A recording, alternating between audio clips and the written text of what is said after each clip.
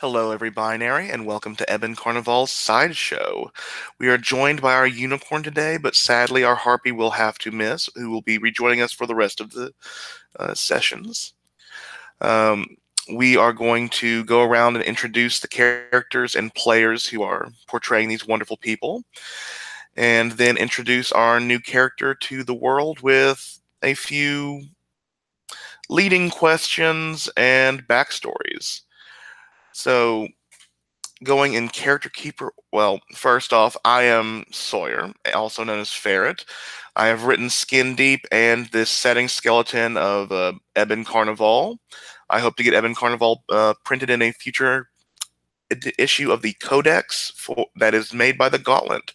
The Gauntlet is the community I picked these people from, and is a wonderful role-playing community full of great people and great games. Check us out if you can. Now, in character keeper order, Daryl, would you introduce yourself and tell us a bit about your character? Sure. Hello. My name is Daryl. My pronouns are he, him, and I am playing Rodney, whose pronouns are also he, him. He is the Minotaur, and Rodney is basically the muscle for the carnival.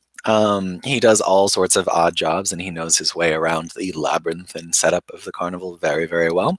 He's also the one that you ask to take care of any problems that might arise, especially ones that, need a certain flair for the violent or dramatic. Thank you very much. And Jesse, would you introduce yourself and your wonderful character? So I am Jesse. My pronouns are he, him. I am playing Sammy, whose pronouns are they, them. Sammy has recently arrived to the carnival, along with Arden, who will be meeting soon. And they are on the hunt for a place to belong. And because thus far the only place they have really felt they belong is with Arden. Something we said last session, and I want to sort of talk it out with you a little bit, Alexi, also, is that I think that Sammy is definitely a little bit in love with Arden, but whether that has like a sexual component or not, I'm not sure. And that might be something either we can just say no to, or we can play to find out in terms of the roles of how this game works. But I think emotionally, there's definitely that like strong infatuation, we'll say, that is maybe blossoming into love. And so the carnival might be a place where they can find a home. And last session found them sort of trying to feel that out in different kinds of ways with Rodney and Cecilia. Thank you very much. And Alexi, would you introduce yourself and do a bit of the full picture of Arden, look, origin, read out your moves, and yeah, go absolutely. So I'm Alexi. I'm here this session. Good to be here. He, him pronouns, and I'm playing Arden the unicorn. And yes, for Arden, I picked the look actual horn, which I think is a relatively recent development for him. I think kind of pretty soon before he ran away from home, and with Sammy went and found this new potential home at the carnival. He developed this unicorn horn, which he's keeping hidden with the aid of a fancy top hat at the moment. He has translucent, kind of purplish eyes, and his origin is that he is our last hope. I think he doesn't fully understand what exactly that means yet, but I think his parents knew more about his nature than they told him. Kept him relatively sheltered, hoping to protect him from that which is out in the world that does not look kindly on the hope that unicorns bring. But as he discovered more about himself, he couldn't stay hidden away like that, because the world has need of him, and there's so much good he needs to do. He is a just kind of teen boy with an extremely open and trusting face and attitude, and I'm imagining kind of an answer to something that Jesse raised. I'm imagining like pretty naive when it comes to anything to do with relationships. So I think like very probably he knows that Sammy loves him and doesn't know like how to deal with this or how to respond to it per se, but is like doing his best to be supportive to Sammy because he wants to support them and help them. Let's see, the moves that I took, the unicorn moves that Arden's got here are people should never, because he holds himself to a high moral standard and has a list of things people should not do, like lying, being selfish, or disregarding other people's wishes. He has prophecies, a move that lets me predict the outcome of someone else's action, and then depending on the role, the prediction might be totally accurate, might have a terrible ironic sting to it. And then I picked the move Unicorn Hunters, which specifies that somewhere in the world, there's some of the NPCs are hunters of unicorns in disguise, and I get other folks get a bonus if they take my word for it and help me, not be taken by unicorn hunters. What other questions what else do we need to know about Arden? Can I ask a couple quick questions just before you jump in with your setting questions? Oh, definitely. I was going to say we do strings first, but I want anyone who has questions to ask them. Really just one. The horn. Is it like a full-on horn from the top of your head that the entire hat conceals, or is it like a little nub that comes up at a 45-degree angle that's sort of concealed by the front of the hat, but over time might be more of an issue to hide? I like that second idea that it might get harder and harder to hide it over time. I also did have a question. Do you think your parents were unicorns? Or hunters? Okay. I think I kind of like the idea that they're like repentant unicorn hunters, and that they're keeping me safe. They were keeping me safe in their own way from the other unicorn hunters out there. But Arden, even if the truth was fully revealed, he and his parents would probably not see eye to eye about what being a unicorn means. And I kind of like that because it feels like that might be why they're not looking for you. Like they're trying to pretend everything is okay for as long as they can, so people won't notice you're gone. Yeah, sounds good. Okay, so with strings, I gave people the option to hold the questions if they wanted to. I think did Cecilia pick Sammy or Arden as their favorite victim? Because I think it might have been Sammy. Let me check and see if they added in their notes. There's some strings listed here on the character keeper. Yeah, they chose Arden as their favorite victim. They have 2 already. That tracks. Okay, so I think Rodney, you've handed out your backstories, correct? Because you're Cecilia's muscle, and you made fun of Sammy, I believe. And Sammy, you have one sympathetic token of Arden's, don't you? Yes, we discussed this during the week. I have a worn paperback of the novel "Something Wicked This Way Comes," which Arden once treasured and which he gave to me freely. Ooh, nice. So yeah, we just need to do your backstory, Arden. Actually, Arden, can I ask a question about that string? Yeah. I think I have an idea for the answer to this, but I want to know what you think. Like, do you know what I can do with something like that? Oh, do I know about the magic that Sammy wields? Yeah, I mean, I think you obviously know that I can wield magic. I think given that we've been traveling together a little bit, that makes sense. But do you know enough about how it works to know that giving me a sympathetic token, something that's close to you, that you care about, would give me a certain amount of power of you? Like, is such that that's like that was an act of real trust, or?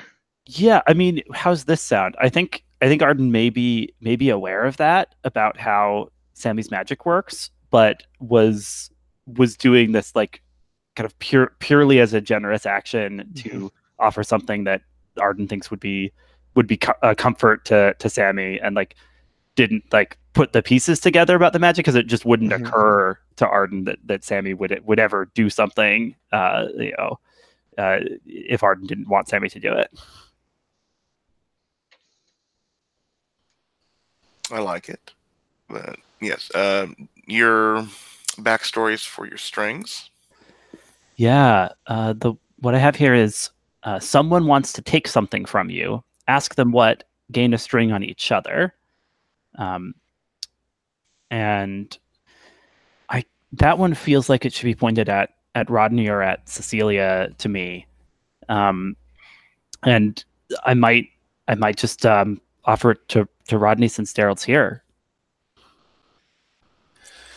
So I think that if there's something that Rodney would want from you, I think it's probably not like a physical thing. I think it's probably more like like maybe it's like your like what am I trying to say? This feeling of like you can make things better. Like maybe it's a part like the thing that he wants to take is like your like naive like idealism or something like that. Oh yeah, that's fascinating. So that's one string on each other? Yeah, we each get a string on each other. And I think I know who the next one goes to. Yeah, this one's pretty straightforward. Someone's in love with you and has told you about their feelings. Gain 2 strings on them. So Jesse, sound good for that to be said? I did not know that was your part of one of your backstory questions when I had the idea. But in my mind, I had not told you about them, but I think this is great. So yes, I have told you about them. That is great. Yeah, excellent. Every game I have played with the unicorn, I've ended up with that backstory. That's very. This is only twice, but still. Okay, now I have some leading questions for you, Arden. The first, you must create an NPC for Haven. Haven is the town of Massachusetts that is where the carnival lies. But, Arden, it took some doing, but you made it to Haven. However, you didn't make it to the carnival that first night. Who offered you help, genuine and free? And do you think they'd do so again? Oh, that's very good. Yeah, someone benevolent in Haven.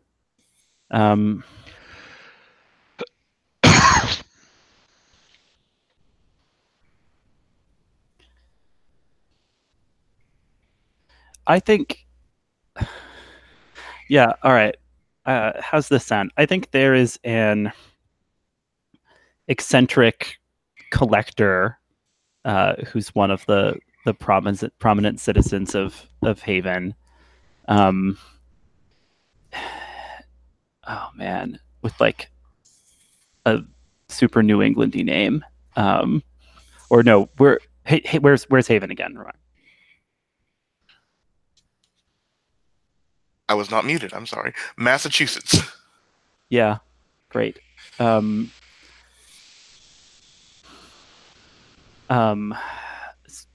Stealing from some family lore here. Can we say that there's a wealthy eccentric in town by the name of Moses Motley Morrison. I like it. Alliteration is always fun. Who probably offered, if it sounds all right, Arden and Sammy a place to stay when they first arrived.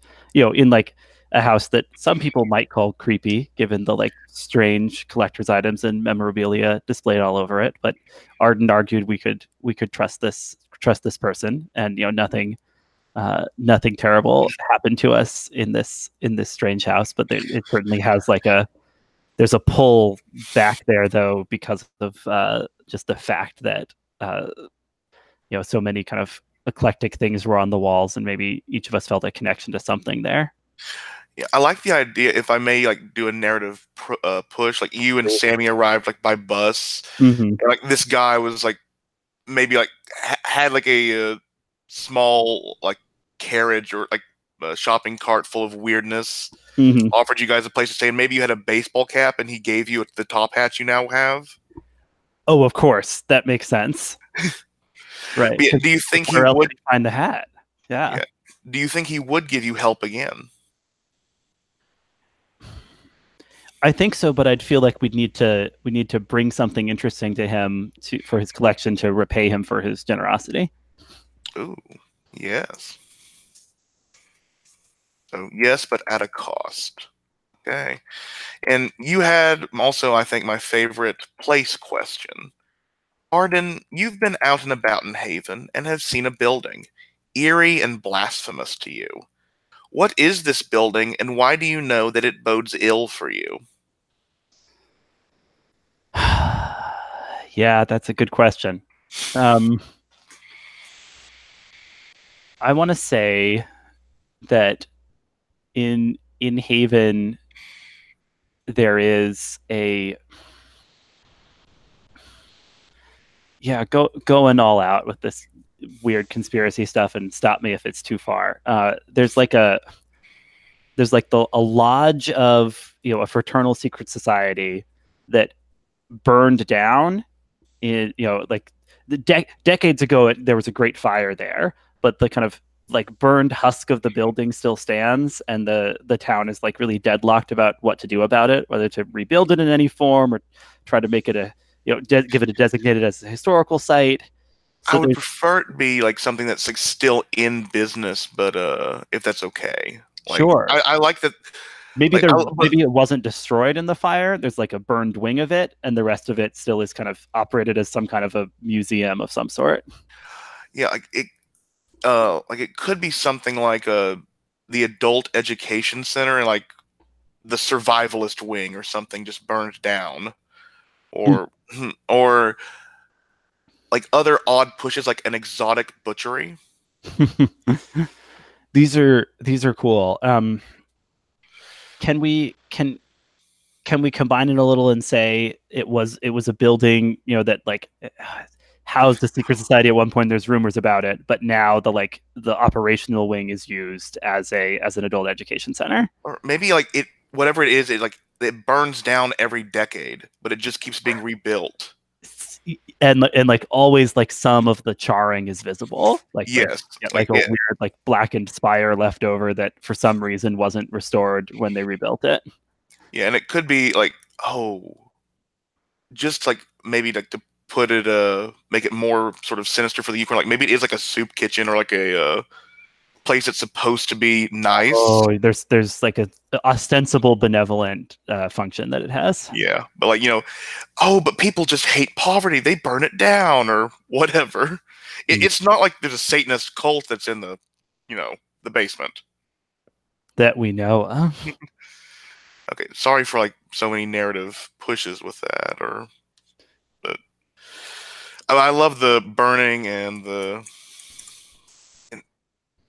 You think there's rumors that he's that people have used it for nefarious purposes? There's got to be.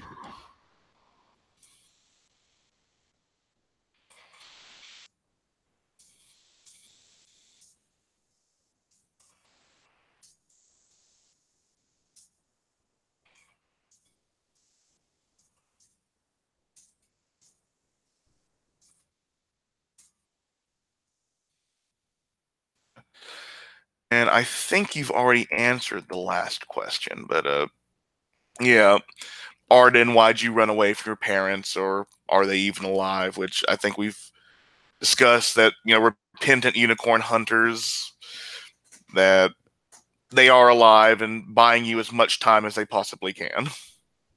Yeah, I think so. Okay, and I believe we left last time like in the Haven with Sammy, Rodney, and Cecilia posting up signs to get all the teenagers who were out of school towards the carnival.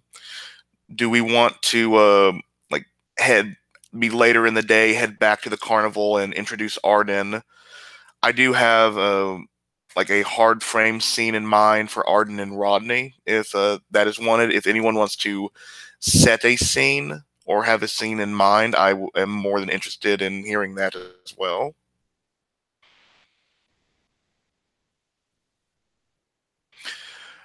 Okay, so I think it is about an hour later after the signs have been put up, after the wonderful run-in at the thrift store with so many beautiful characters and the money clip getting returned. And Rodney, you are coming back with this dolly full of supplies and heading to Mother Tribute's area of the carnival. And you hear from the inside just her lilting old voice in the manner of some kind of... It's saccharine, but not sweet. She's trying, but you know it's as fake as Equal or Splenda. It's not that great. And as you push in, you see Arden sitting down in front of Mother Tribute's crystal ball, with Mother Tribute over him, just rubbing his shoulders with her bony fingers. Try harder, my child. Look into it and tell Mother Tribute what you see. Tell us the future of the... Oh. Rodney. What timing? Hey, boss lady. Sorry to interrupt your magic spell show here, but I got that stuff you asked for. Put it in the corner. You know which corner, don't you? I think I can remember, but maybe you should remind me. And she gives sort of a grimace and releases the massage death grip she had on Arden's shoulders, and like points a gnarled finger like some kind of crone at the northwestern corner. Over there. And I like go over and I start unloading boxes, but then like slyly I kind of give Arden this like, can you believe her kind of look. Arden looks back just totally innocently, not getting it. Yeah, and Mother Tribute is smiling like, maybe you just need more of a focus, my child, because... And like she takes Arden's hands, like, you really are my child. I know you're new to this carnival, but I trust you in ways, and her eyes dart to Rodney, that I trust no one else. Here, a symbol of that trust. And from her ring finger, she pulls a star sapphire ring and puts it in Arden's palm. Oh man, Mother Tribute, this is so generous. Are you sure? I've only been here for such a short time. You are the future of this carnival. I have foreseen it in my cards, in my crystal. Mother Tribute is never wrong. By the way, I think your new crystal ball showed up from Amazon. Is that a shutdown roll? Yeah, sure. Yeah, I think I like this antagonistic relationship, so let's find out. That's a 6, so. Ooh. Yeah, let's see.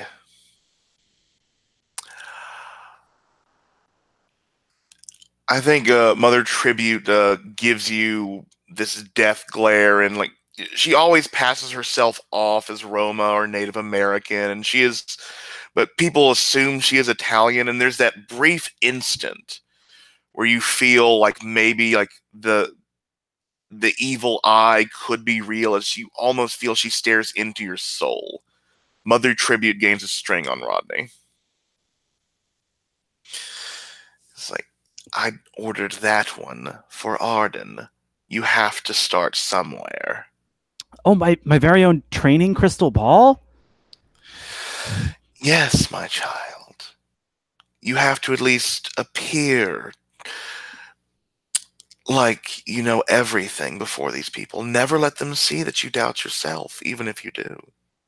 But wouldn't that be deceptive? They come to be deceived. They pay to be deceived. They don't want to hear the real future. They want to hear that everything will be all right, that they'll find love, that their cat will beat cancer, that their favorite sports team will win. You tell them what they want to hear, and they come back for more. But Mother Tribute, we can help these people and open their eyes up to the magic in the world without deceiving them. There's so much truth out there that will enchant them. We don't need to resort to lies. Real power should be reserved for those that are really powerful.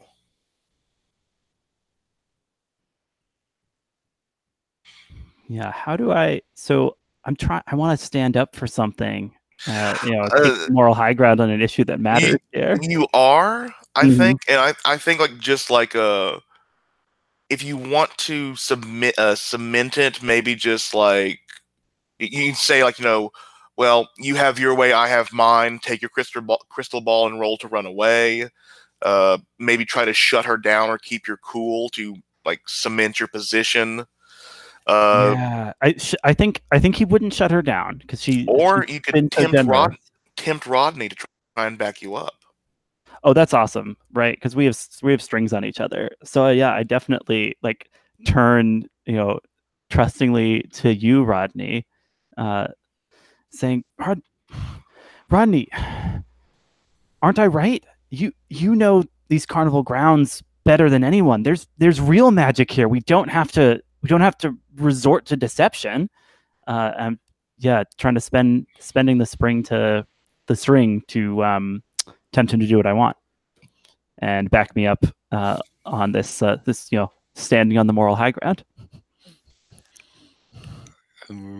So, though I really want it, Rodney just looks at you and is just like, hey kid, there's some real horrible shit in this world.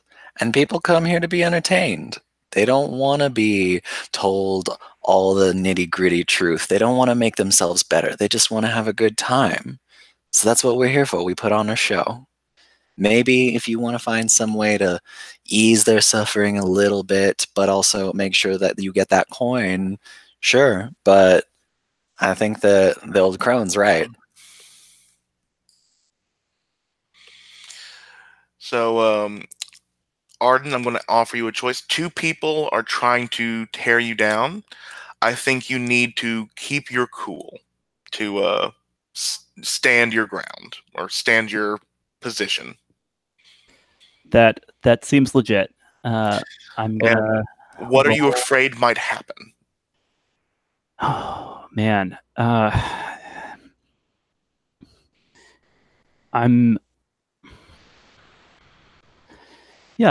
afraid of the carnival being a lie, just like so many other places have been. Ooh, that cuts deep. Is that too big for a keep your cool? No, that sounds like you're afraid of being disillusioned. I mean, he's the unicorn, isn't he? So yeah. Roll one of your worst stats. It is indeed. Rolling at -1. Ooh, that's a 6. Okay.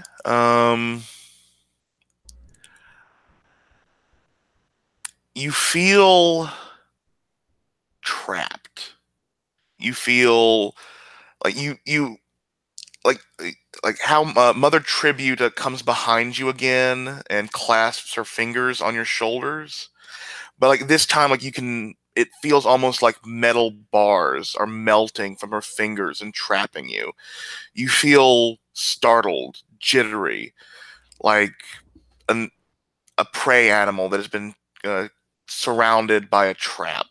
You look to your left and you see Rodney through bars. You look to your right and you see Mother Tribute through bars. You feel a pain in your forehead. And it feels like there is magic here, but it's trapped, just like you are. And I think you're going to gain the condition anxious. That's legit. I think as this starts to happen, Arden's like, I'm so sorry. I need to go. Bye. Yeah, and I have a question. Are you taking the Star Sapphire ring with you? She handed it to me, and I objected, but she did insist on the gift. So yeah, I think he hangs on to it. Then you will not be stopped. You do not need to roll for this. All right. And Mother Tribute watches Arden run off and turns to Rodney. The future is tenuous. I just kind of shrug and like finish unpacking my boxes and like roll my little dolly out and say like, hey, he's just a kid. He'll figure it out. Yeah. Okay, that seems like a great place to end there, and I think Arden should run into Sammy if there are no objections. Totally. Yeah, so Sammy, you've been back at the carnival, and what have you been doing? What was your first... Question for Arden. This is something that we discussed last time. Do we share a trailer, or did we move into separate trailers when we got here? Maybe trailers right next to each other? Great. Okay. So in that case, I think what I did, like when I first got back, although I don't necessarily want to have the scene, or I would have said something earlier, but I think I just wanted to let Vikram know that I was able to find some of the sword polish. And maybe like Arden comes upon me, making my way from the sideshow back to the trailers. Sounds perfect to me. So yeah, this carnival is very windy. Like the tents are set up that in a way to like funnel people around. And Arden, you're new to this place. You're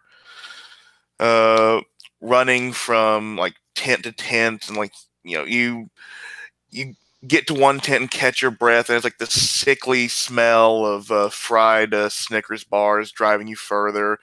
And it's like you realize like you need to get somewhere to catch your breath, and you almost run into someone, and you turn, and near the trailers is Sammy. And Sammy, I think Arden does look a bit distressed or anxious, if I may.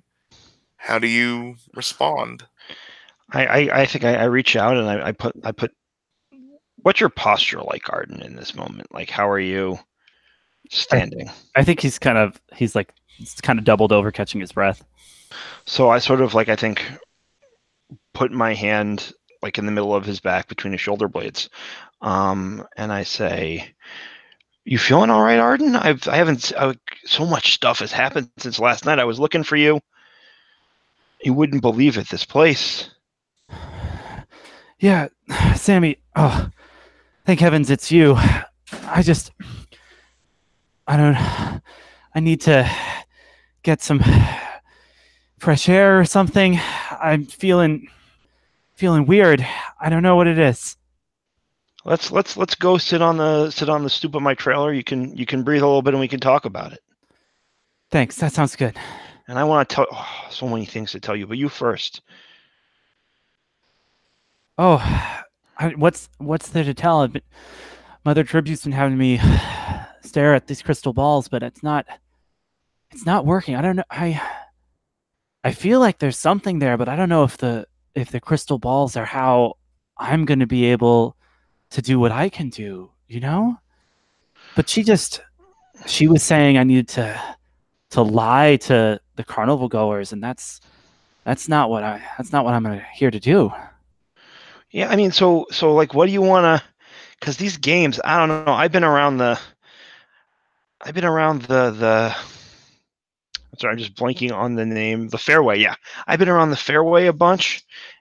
Midway, Fairway, Midway, Arden. Do you remember? I still learning all these terms, and like, that's kind of what they do here.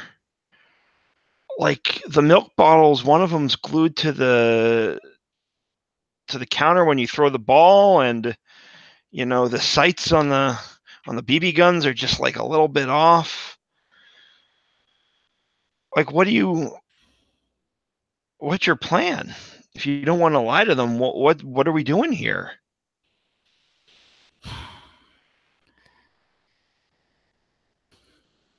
I know that this place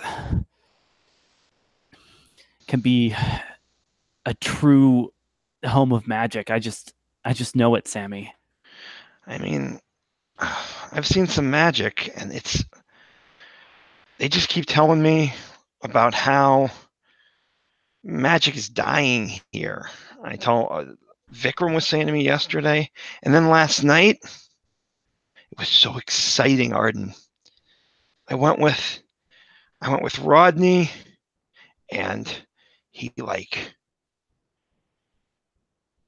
Cecilia said that we got to stick together, and the people out there, they don't understand magic. They don't understand who we are, and so.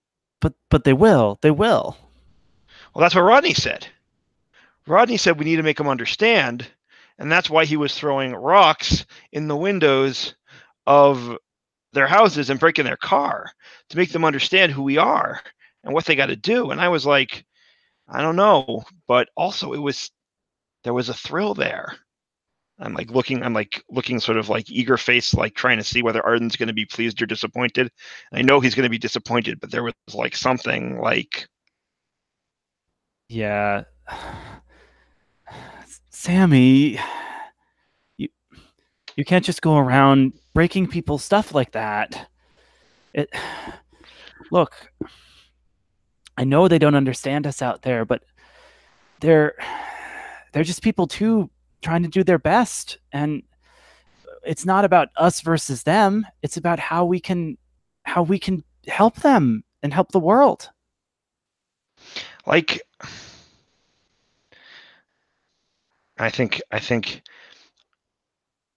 I lean in kind of close to Sammy, and like kind of again put my, like, we're facing, I guess we're sitting on the sort of the stairs, so we're like facing away from each other, like, or we're side by side, and so I like rotate my body, and I sort of like put my hand a little bit on his knee, and I say, when you say that, it sounds so real, and I want to believe it, but then when I was out there with Rodney, and like even when like with Cecilia and the protester, like, it didn't feel like that was something we could do. But when I hear you say it, it just sounds right.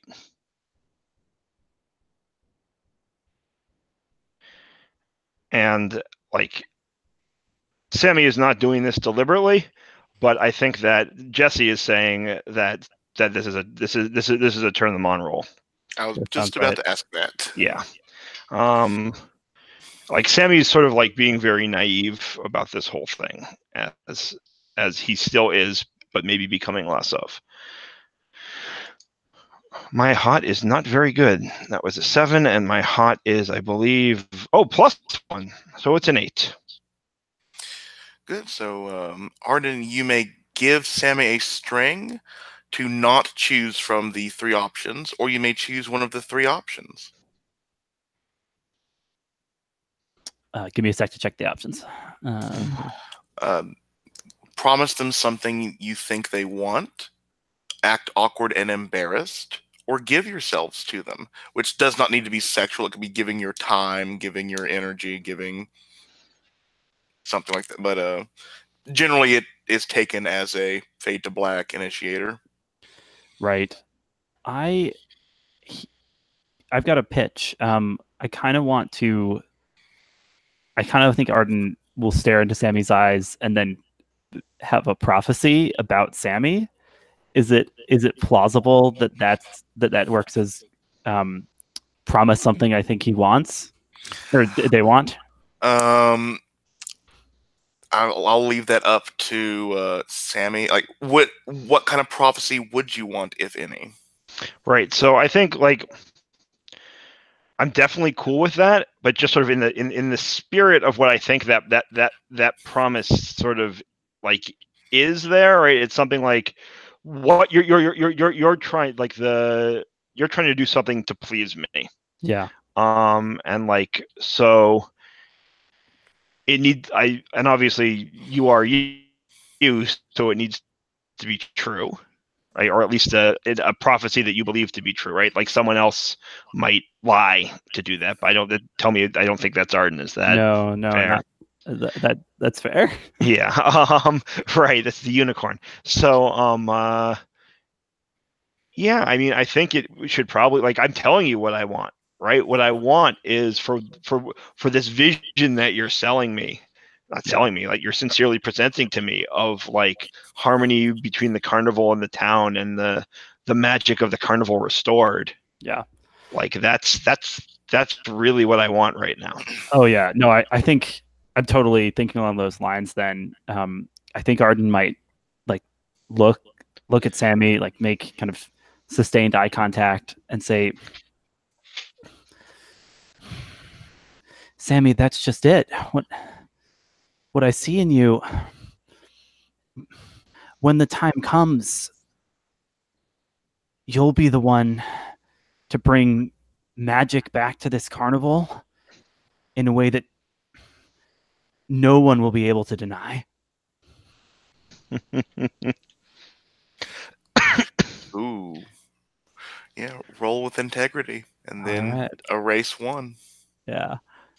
Good thing I got that integrity to do this thing. So rolling at +1 for a 10.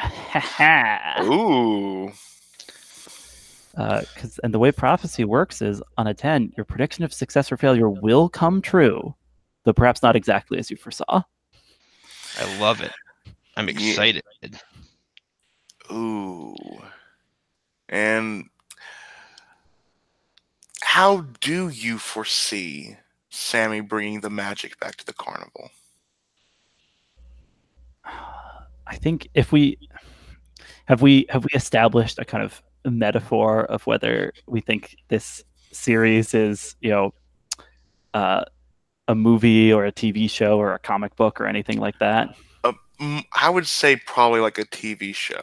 Yeah, and I think it could be that viewers see like a little montage in Arden's head, and there's just kind of Sammy is standing somewhere prominent. They have their arms flung out, and just kind of beyond them is the carnival, like as it once was. In kind of its like full carnival-esque glory, and there's like creatures, mythical creatures flying above it too.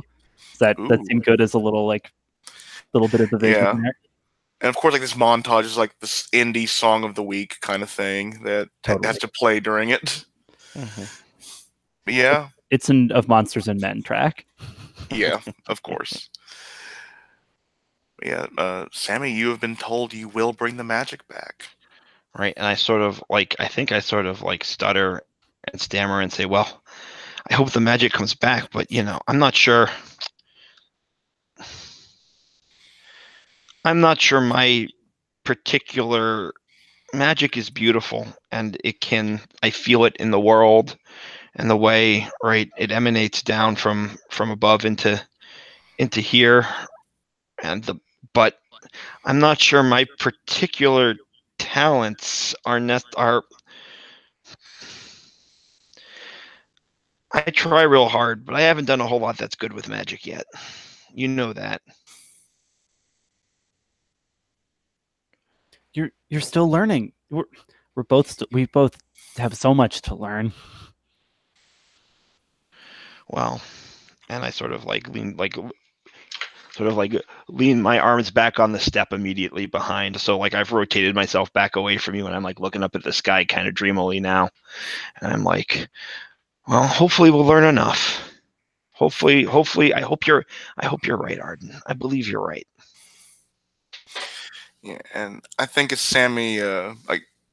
Just to make sure, is there anything anyone else wants from the scene before it ends? I feel great about the scene. Yeah, I really Yeah. like the scene. It was I think when good. Good Sammy place to looks, end.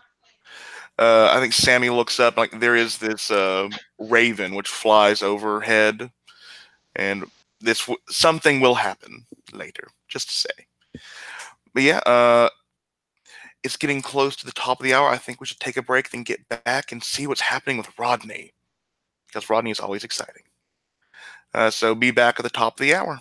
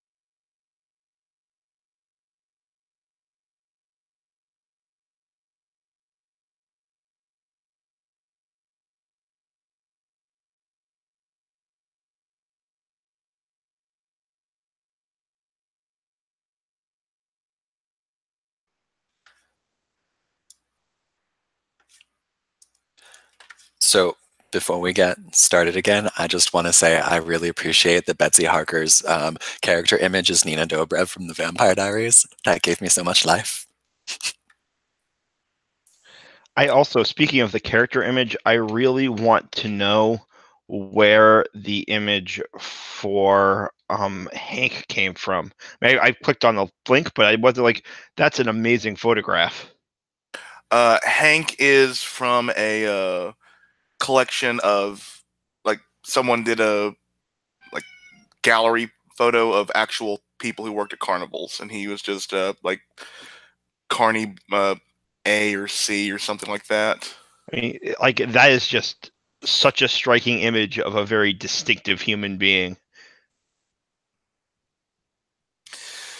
Yeah. We are joined by my carnival cat for right now. I may need to get up and let him out of the room, but he ran in when I came back in, so please excuse me if anyone does say meow. Rodney, do you have a scene you would like to frame? Well, so actually, I think it would be great if Sammy had to take me out to dinner right after getting that really great, sweet moment. And then I just like walk by and I'm just like, loser, let's go. Oh, in front of Arden? Oh, for sure. Yeah. Yeah. I think I say, wait, where are we going? And it's not that I've forgotten, but I want you to say it. I'm just like, we're going to go to that steakhouse up the street. Oh, I said, Arden, I promised him dinner. He did me a favor earlier today. I promised him dinner. Well, you do have to keep your promises. All right, I'll see you later, Arden. Thanks for the talk. Of course. Hey, have a good dinner. All right. Yeah. So, Or Rodney, Arden? So, yeah, I think it's actually one of those things where like we're like walking. It's a little like, like cutaway. It's like we're walking down the street or something. And I like walk up and I like put an arm around you and I'm just like, well, you two certainly looked like you were sweet up on that stoop. we've been around the block together. We're friends. Just friends.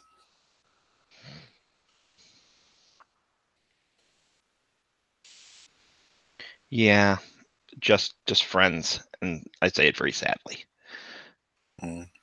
Like, and I was like so ready to tease you until you sounded so sad about it, and I'm just like, kind of like look at you and then look up the road, and I'm just like, don't say the thing that I was about to say. So, like, I know the Betsy and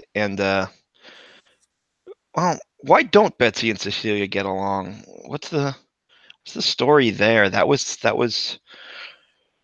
Cecilia was really mean to her.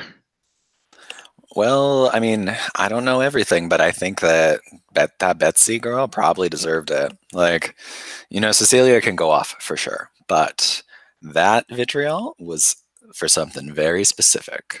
When they mean to hurt. And I think you two are walking by like one of these like ye old shops with TVs in the window, and like the local news is on, and it like just has Betsy Harker, victim or villainess, and just has like a picture of like Betsy Harker like with a photoshopped Molotov cocktail just like right in her hand. But yeah, keep going. Yeah, I like take a look at the window and I glance. I like chuckle at it, and I'm just like, "Hey, look, see, things are already starting to change around here." Do you think she did it? I mean, she probably wants to set just as strong an example as I did. So, but then she would have burned the carnival, not the school. I stop in the middle of that kind of whisper. I know you didn't do it because I was with you, but do you think could one of us have done it? say, you never know, but honestly, they usually leave this kind of stuff to me. So if I didn't do it, then I don't think it was anybody there. Whew. Big sigh of relief. It's like that. If there's one thing, gosh, I wish I would have thought about blowing up a school. That was some grade A intimidation stuff right there.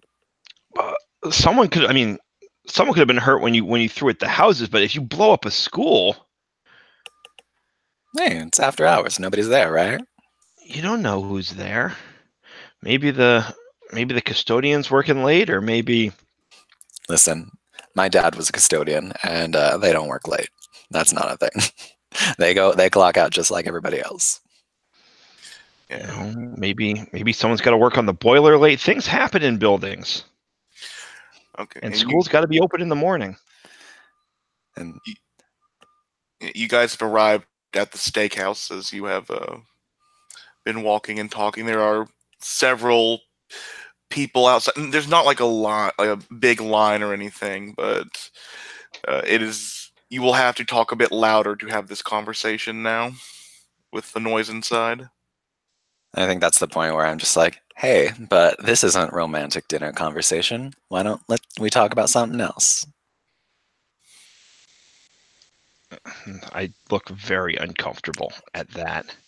I say, what do you want to talk about? And he kind of leans in, like, and does that same thing that he did in the pawn shop when he tried to charm that waitress or that desk lady, and it's just like, so your friend Arden seems to be very important to the missus. Why you think that is? Arden is a very special person. Well, judging from the way you were looking at him earlier, I assume you think he hung the stars in the sky, but he's still just a newbie here. So what makes him so special?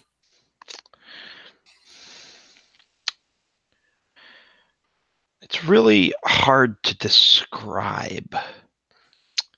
Like, when you spend... Remember how excited and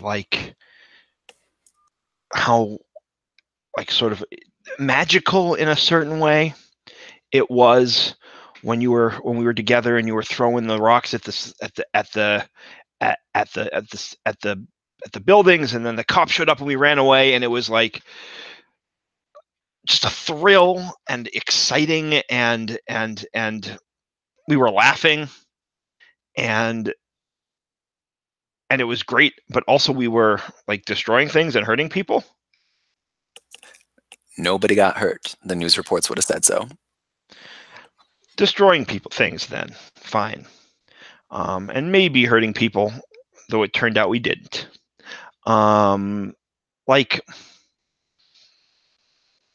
He makes people, certainly me, but it's not just me. He makes people feel like that, just for smiling at him, or doing someone else a little favor. He has this way of making you feel thrilled and excited and good about yourself, for the littlest things. And I think that's what's so special about. I don't know whether that's what Mother Tribute sees in him, but it's something that comes from that, I'm sure, if it's not that exactly.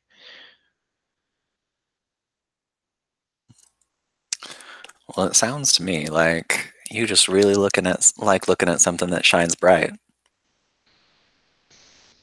Yeah, maybe, but I think there's more to it than that. Was that a shutdown? I know it wasn't that sharp. No, it was. He's really just kind of probing you for information right now. Right, because it was a little dismissive, but it wasn't. Yeah, I mean,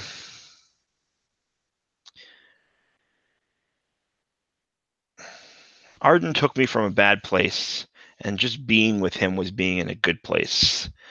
And now we're here, and I don't know. I hope it's a good place. Hope we can make it a good place. Seems like mostly a good place. Maybe. But How'd you now find your way here?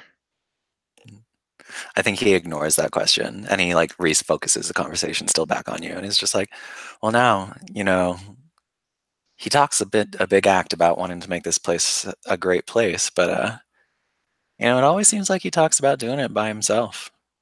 And I wonder, for as much as you look at him like he hung the stars in the sky, does he really look at you the same way? Do you think that he wants to build this circus up and have you stand right next to him? And that's a shutdown. I was about to say. All right. Roll it.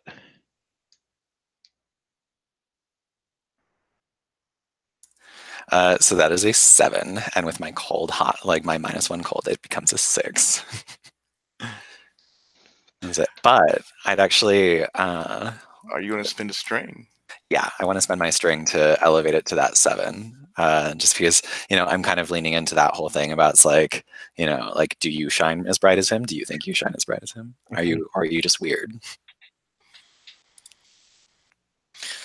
Okay. So you choose one, and then I give you a condition.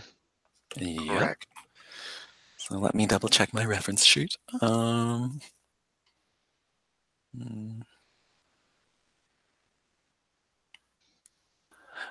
I think I'm gonna give you the condition. Like,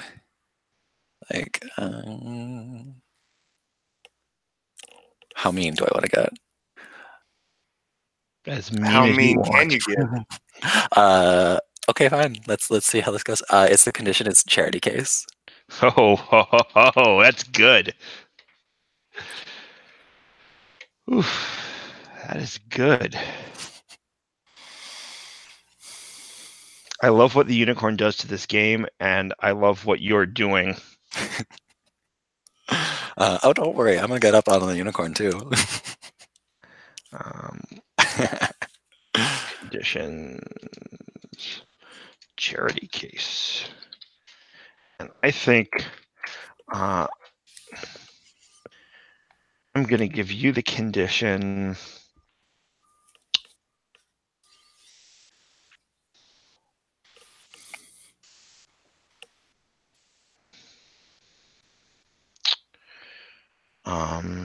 Callous? I don't want callous. I want something along the lines of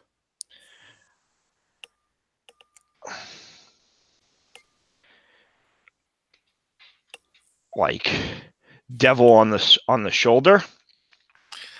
Ooh. But something like it's a condition where you're sort of like the best bad ideas. Tempter? Bad Tempter. influence. Oh yeah. So bad influence, tempter. Those are both great. Yeah. I mean, the standard thing that people would say about someone like Rodney is that boy is a bad influence. Bad influence. Yeah. Bad influence. It is. Yeah. Yeah. Like it. Mm-hmm. I mean, that's gonna, I can totally see a certain, like, very opinionated person taking advantage of that. Yeah. Unfortunately, Cecilia's not here right now, but I'm sure she'll have opportunities.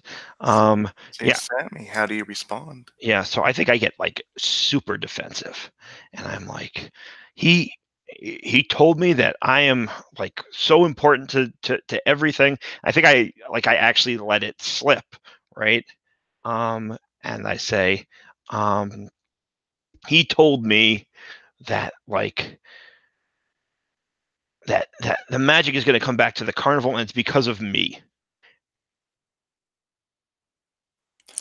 And then, like, Rodney just smiles even bigger, and he like kind of like leans across the table, and he's all like, well, "I don't know about the carnival, but I guess you could maybe show me your magic sometime." And then immediately goes in for the turn on. Okay. Give me a second. Go away. So that is an 8. Okay, so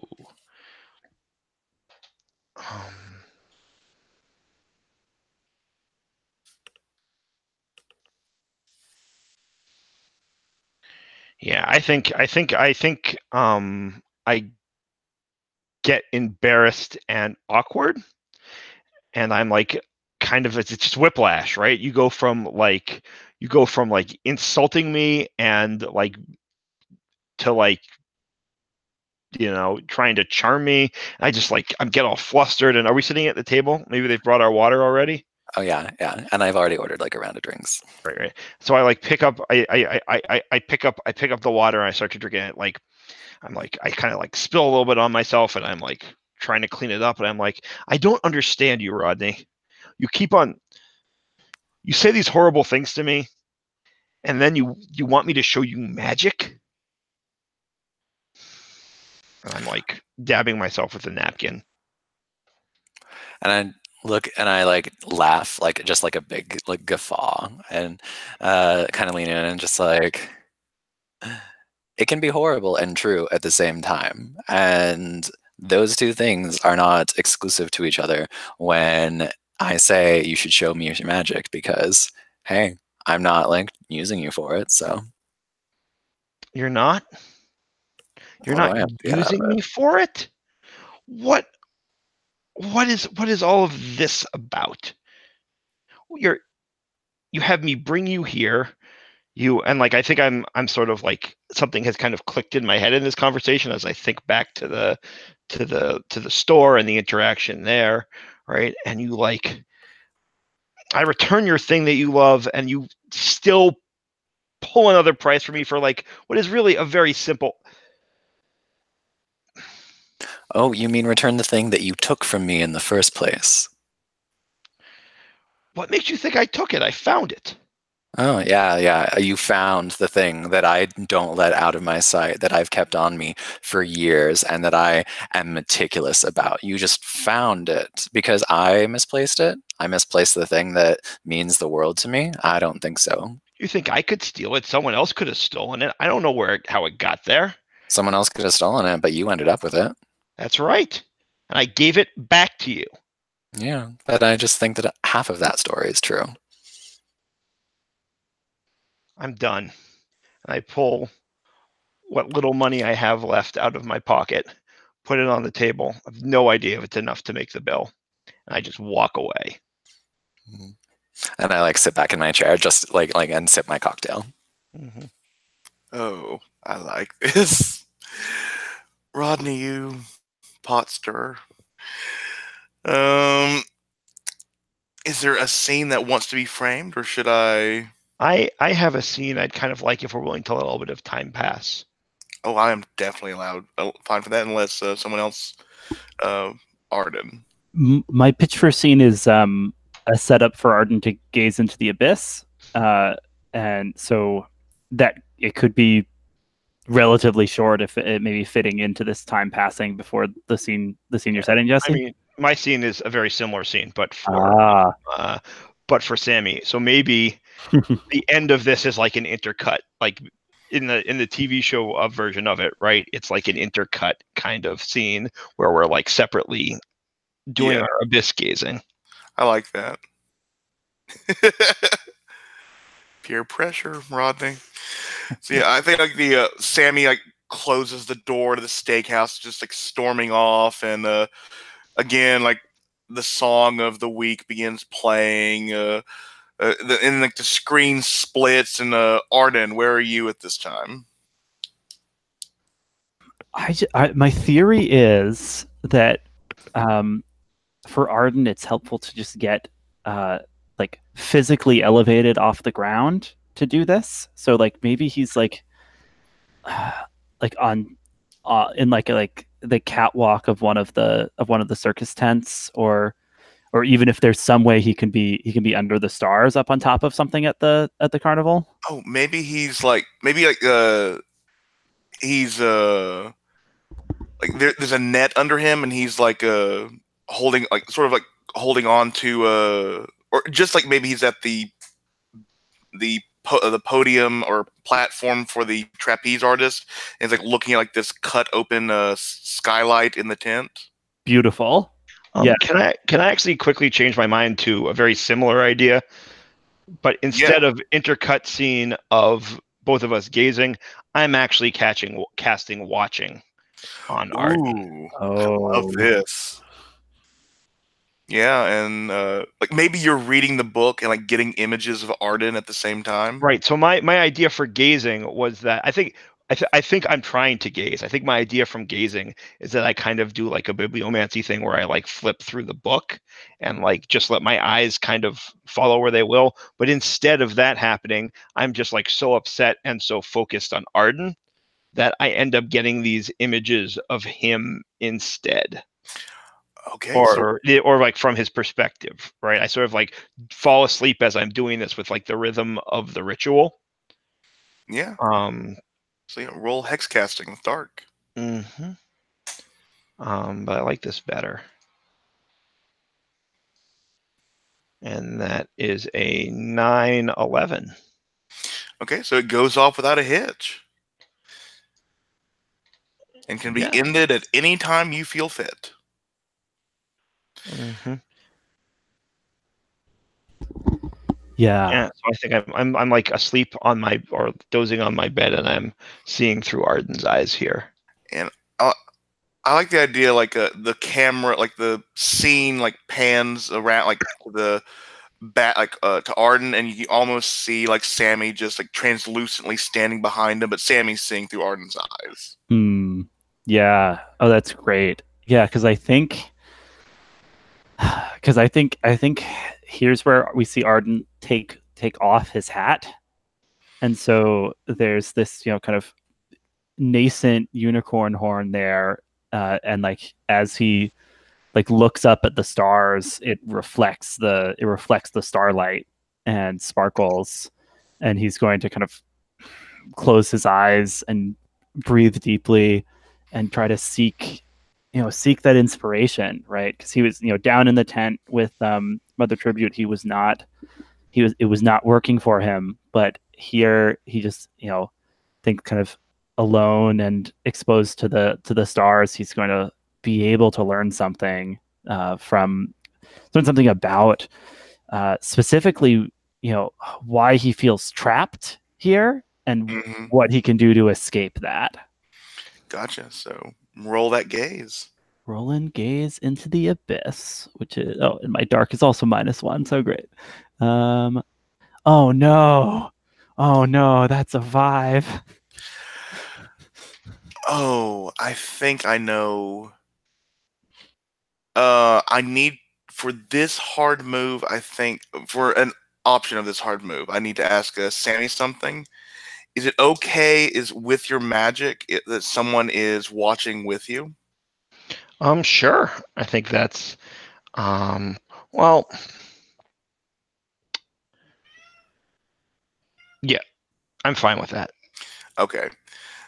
And but But I think maybe because I rolled so well on the I'm aware of it. Oh yeah, and I think because you rolled so well, it's also not an enemy, but someone else is learning. Got it. Yeah. So Arden, you look up and like your horn glows with the stars, like it's like we look into your eyes and your pupils have these 2 stars on them, and where are you wearing the ring? Are you wearing the ring Mother Tribute gave you? Where is it? Oh, that's a good question. Does it work for you if Arden like put it in his pocket and has forgotten about it and it's just hanging out there? So yeah, your eye, your right eye, like is the ring in your pocket, and your left eye is the same ring Cecilia is wearing around her neck. And the stars become the stars symbol in the star sapphire rings, and you hear Mother Tribute's voice, "My children, my children, my children," and it cuts to Mother Tribute's tent, and she opens up this box, and there's like 40, 70 of these star sapphire rings, and she pulls one more out and puts it on her ring finger and closes the box and sneers into her crystal ball. And does Arden see that at all, or only the audience? Yeah, you see that, Okay. and I think if I may trigger one of your moves. Is it Unicorn Hunters? Yes, it is. I think you see this chalice that you know is to be filled with the essence of the unicorn in her trailer. Oh no. Not No Mother kidding. Tribute. But yeah, and like I think like you then you hear like someone outside the tents like talking really loudly, really drunk. Maybe it's Hank because he gets up in the cups at the best of times. But sort of like snaps you, and I think like that watching role was so good. Like you have seen this Gaze into the Abyss too. If that's okay with everyone, Sammy. Sorry, I don't quite understand the. Like you would have seen like the stars, the yeah. Mm-hmm. Yeah. You would have gotten that image as well. Mm-hmm.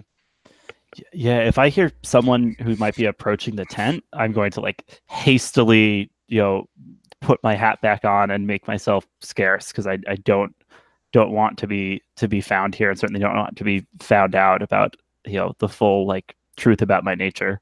Yeah.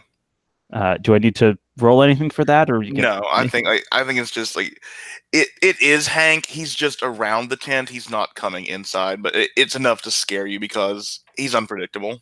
Okay, yeah. Then Arden like has clutched the hat back on and then kind of like breathes a little sigh of relief as he seems to be going away. But then he's like, I can't believe it. He realizes the ring's in his pocket now and like pulls it out and stares at it. Does it look any different than when she gave it to him in the booth? You can tell now that you're scrutinizing it that the star sapphire is like very cheaply made. Like all star sapphires are man-made, but this is like the dollar store version of a star sapphire. Like you could probably get it for $2 off Etsy. Which it looks like she probably has been.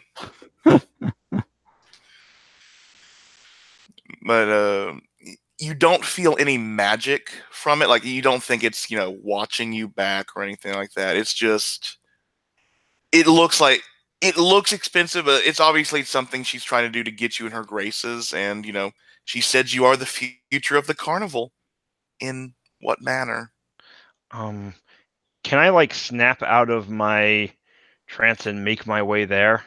Yes, you may. So like I kind of like jog over. It's not so close, but it's not so far either.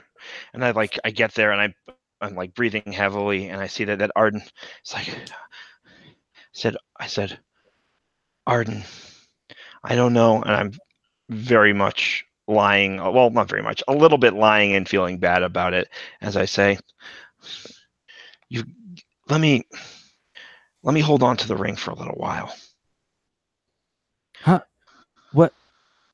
Sammy, you were telling me about magic, and I was doing some magic, and I saw, I think you saw it too, but it was like the stars and Mother Tribute and the ring, and I'm worried about Mother Tribute and you and this carnival, and I think if you give me the ring, I'm not sure exactly what yet, I have to think about it, but I think if you give me the ring, I can maybe do some magic that will help.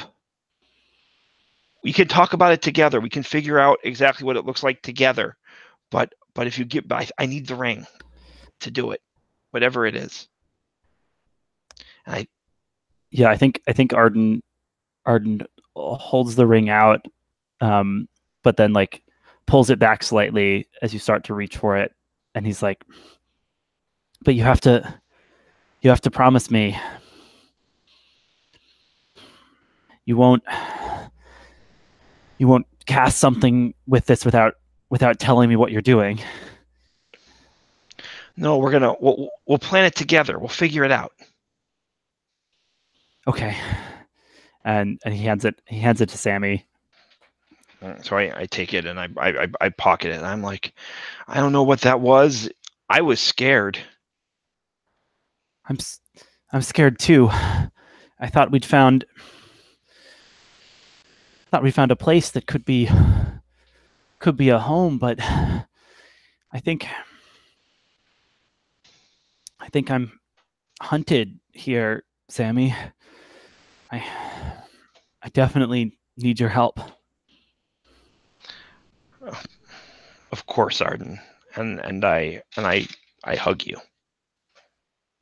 Or I open my arms to hug you and sort of like I want to give you the option to back up if you're not. Now Arden gives Sammy a hug. Mm-hmm. Absolutely. Mm-hmm. Now, I don't want to make this scene any awkwarder, but does maybe Arden want to turn on Sammy with this nice hug, or would that be ruining the scene for either of you? Yeah, I mean, Arden is pretty naive, so it's again a little unconscious, but yeah, indeed he Sammy's the one he trusts here and the one he kind of wants at his side very badly. So I think I think he he does kind of squeeze Sammy tightly and rest his head on Sammy's shoulder, and I'll roll turn someone on. If that makes sense. Mm-hmm. That is something that might indeed turn Sammy on. And that's an 8 on the dice, and my +2. hot is +2, so that's a 10. Okay, so you get a string on me. Yeah. And you must make a choice, Sammy. And I must make a choice.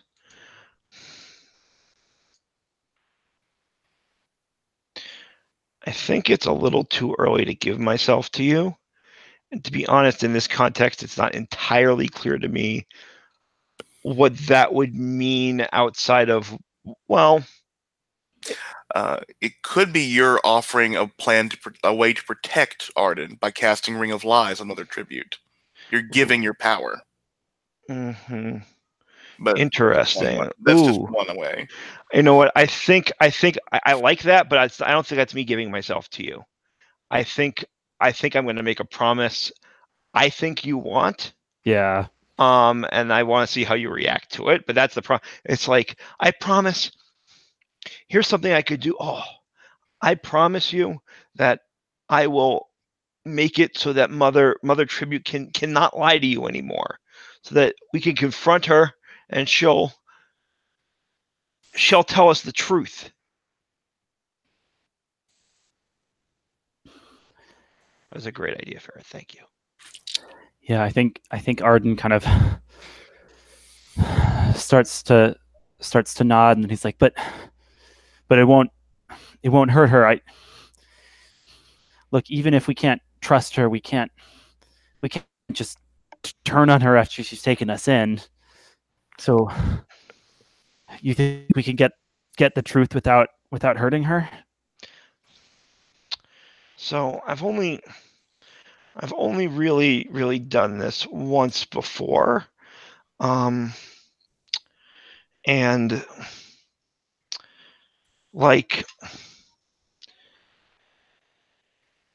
it doesn't hurt her unless she lies. But if she does lie, it hurts a little. And if she tells real big lies, it might hurt a lot. How much is a lot? I don't know. The one time, this isn't a science.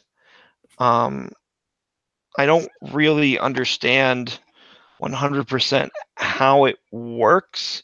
What's a big lie and what does it mean to hurt a lot? The one time I cast it, it was on this kid at school who kept on telling me you know, I kept on falling for her tricks. And so I got so angry and I did this. I cast a spell, and then she tried it again. She lied to me. She told me it was this small thing. It was just about like when homework was due. But, she lied to me, I guess, so I would hand it in late. She shouldn't have done that. No, and then she sort of she let out she was winced. And that's how I knew she was lying. She winced. She had a little bit of a sharp pain, but it wasn't a lot. But I think if it was a bigger lie, it might have been a bigger. I don't know. Arden. This is all new.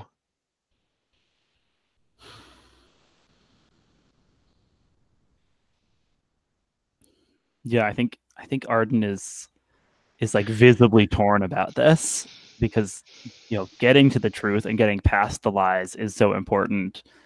But he doesn't want to hurt people. Certainly not not preemptively, right? So I think he's.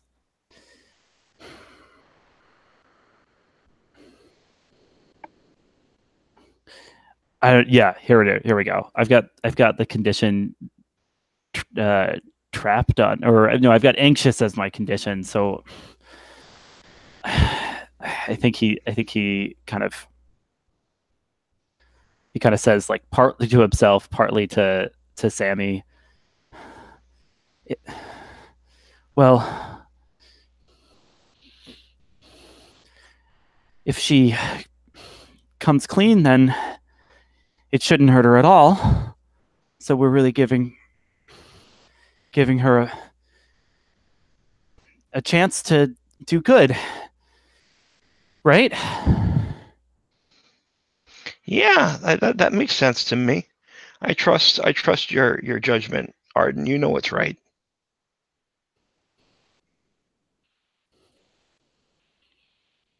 And I will say that ring is a sympathetic token to Mother Tribute. I would hope so. And is there anything else we would like from this scene? I feel good about it. I feel good about it too. Yeah. Okay. I think at least next day at the earliest, if not later. Do we want to do you guys want to have some days to plan this assault out, or this magical thing out, or would Rodney like to do something the very next day, perhaps? I think that before y'all cast your spell, it would be really great to have Rodney and Arden have a scene so that they could so I can provide the counterpoint to that. Oh, totally. Please do. Mm. And yeah, so do you have a place where you would like to meet Arden?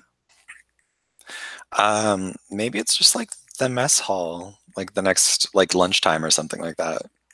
Yeah, there are several tents off the side, places where only the crew are allowed to go, and there is the mess hall tent where everyone can eat.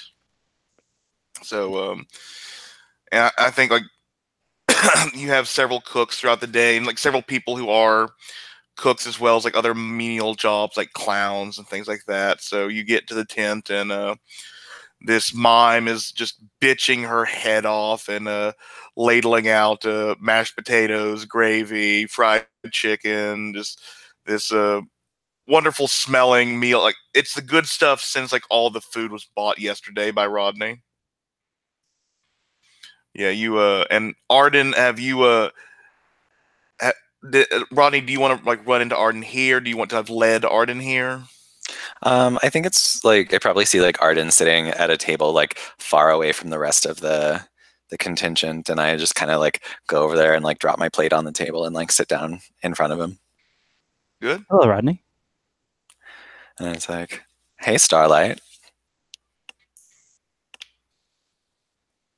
Oh, don't worry about that. It's just a little pet name I've decided to give you. What have I done to earn this honor? Well, we'll see, won't we?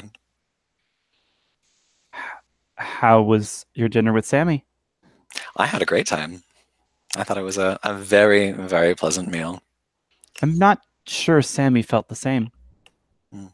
Well, you asked how I enjoyed my meal, not how Sammy enjoyed theirs. Shouldn't how your dining companion feels be relevant to you? I mean, we're dining right now, and I don't necessarily know that I care how you feel. Yeah, I think Arden looks kind of levelly back at Rodney. He's like, I know you scare a lot of people, but you don't scare me. And I lean in a little bit, and it's like, who said I was trying to scare you?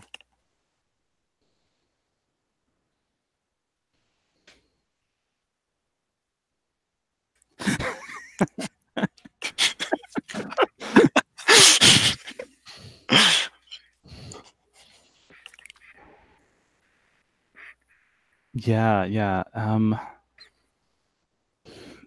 I think Arden just kind of like raises his eyebrows quizzically. And Rodney like lets that hang in the air for a second, realizes you're not taking the bait, and he like smiles and leans back, and it's just like, well, I just thought I'd come over and say hi to one of the new recruits. It seems that Mother Tribute's shown quite the interest in you. Do you have any idea why? I don't know. She's I haven't seen anything in her crystal ball. If you see anything other than like cheaply made glass, I'd be surprised. I saw how much that thing cost on Amazon. But I think that it's easier to just think about what you see around you, because a part of this place is all her handiwork. I think it'll tell you a lot more than your shiny rock. You know the ins and outs of this carnival better than anyone. I've seen enough to know that. Like the back of my hand. What have you found? What do you want to find? I found a lot of things. Found a lot of people. Found a lot of good times. Some not so good times too. Anything, how to put this, that doesn't seem natural to this world? Natural to this world. We work at a carnival. That's kind of our like bread and butter, is things that are beyond the pale of normal society. You were saying a lot of that is sleight of hand and just tricks for the locals. Have you seen something that's real magic here? Wow, the two of you will not give up on that, will ya? Listen, I don't know anything about real magic. I know that we make a living here, and I know that we make a living because Mother Tribute has watched over us and has protected us. And believe me, I don't like that old crone that much anyway. She's always cutting a little bit off my checks and saying that it's for like damages or whatever, even though I'm just having a good time. But she has also cleaned up after us quite a few times. I think Arden nods slowly and then is gonna make a prophecy.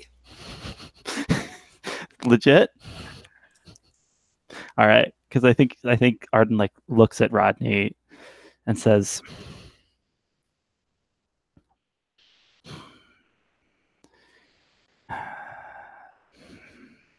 "For all your swagger, I know there's a part of you that cares about this place and cares deeply. And when the time comes, you're going to side with me and not with her and help to save this place."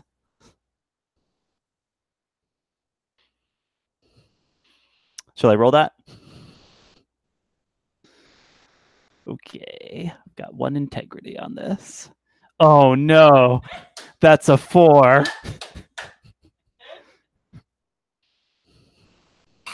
Oh. Oh, so well, I think the only thing is that well, not the only thing, but probably one of the more fun things is Rodney, you do feel a spark of magic right now. A spark of true, undeniable control over the universe. You can make. I'll I'll turn this move around, I guess. You can make a prophecy about Arden as if it was a 10 plus. Brutal. Ooh, okay, I'm gonna need a second.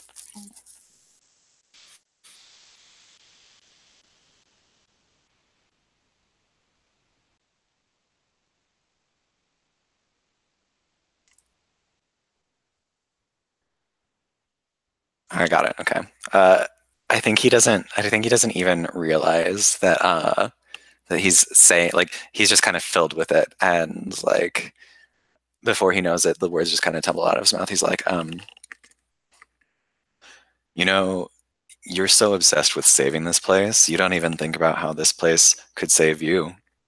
I think that one of these days you're going to get that comfortable wool pulled off out from over your eyes, and this place might just be the where you learn what the world's really like.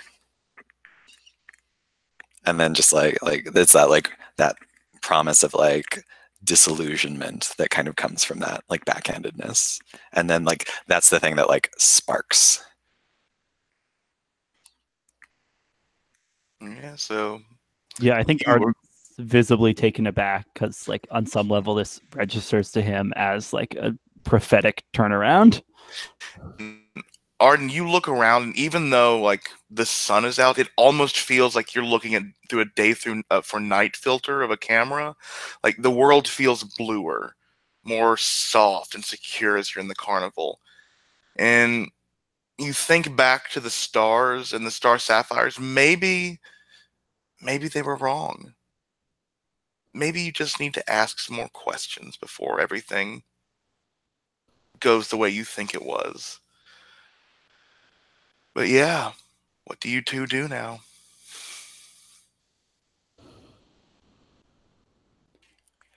I think that probably like Rodney actually like kind of is a little uncomfortable like this endless like weirdly intimate exchange that just happened.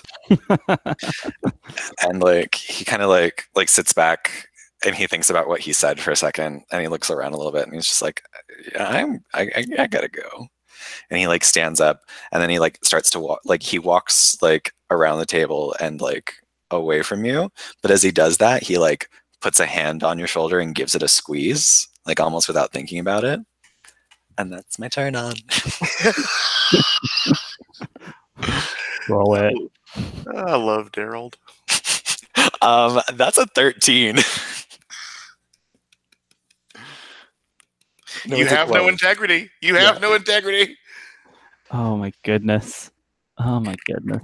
What happens there again? Oh, you get a string, and I pick one of those.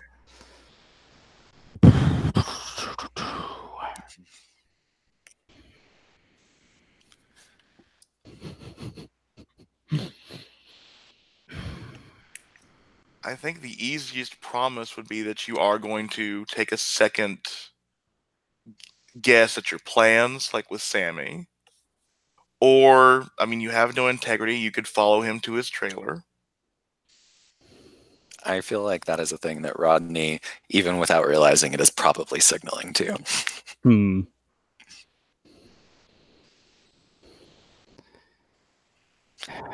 Yeah. Boy. It, he's been thrown for a loop here, right?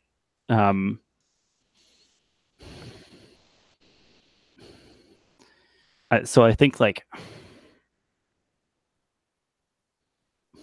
plausibly, he just kind of he like gets up and is just kind of following Rodney in like a slightly puppyish way, right? Without like, the, these these characters and their feelings, so complicated. Um,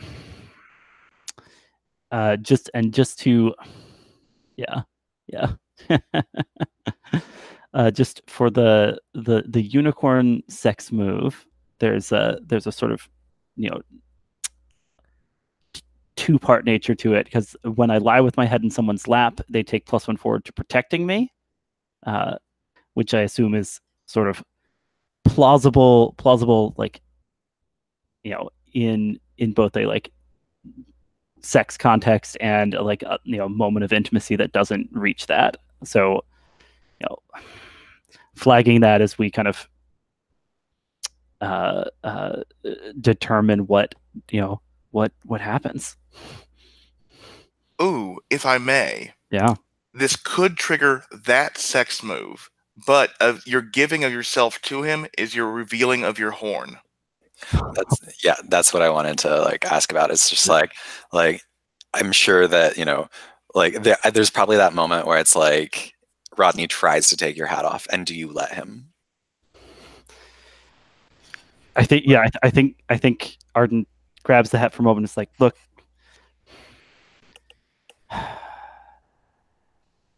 you should know there's a reason I've been looking for magic here, and then let's go. He like pulls it off, and he's like Rodney like double takes for a second, but then he's just like he said, and you're talking about trying to find unnatural things here. But he says it in like not necessarily like a shutdown kind of way, like just a surprised kind of way. And but then like that doesn't stop him. He's just like goes for it still. Horns don't bother him. Yeah. So Arden, do you want to apply both of your sex moves in this fade to black? Yeah, that sounds right. Okay, so he loses all integrity, which he had none, so no loss there. Already spent in that prophecy. And if you try to protect Arden, you take +1 forward to that roll for your next roll. Rodney, please read yours. Okay. When you have sex with someone, you lose the enraged condition if you have it. Give your partner a string on you and ask them if they love you. And if your partner says no, give them another string on you. If they say yes, take a string on them. How does he ask? Oh, it's very much like it's like one of those like CW pillow talk moments where like the sheets are like super low down on the hips, but like and like you can tell it's like all done, and it's got that kind of like a gauzy filter kind of going on, and then he like rolls over and like looks you in the eye and is just like with the biggest smirk on his face is like, so do you love me?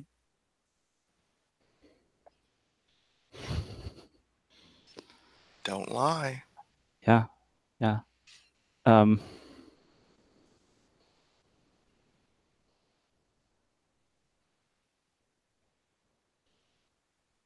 well, in a way, I love everybody.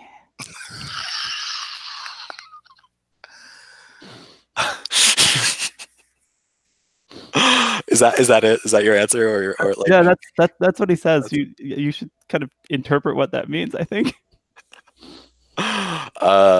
Like, yeah, he just like looks at you for a second and like bursts out laughing and like kind of rolls over and just like keeps laughing, but like then like rolls over to the other side and it's just kind of like has like this kind of low-key hurt look on his face. So yeah, take 2 strings on Rodney, Arden. Oh man, so many strings. Oh, poor. And we are near the top of the hour. Let us take another break and be back at the top of the hour, and we will see where this goes.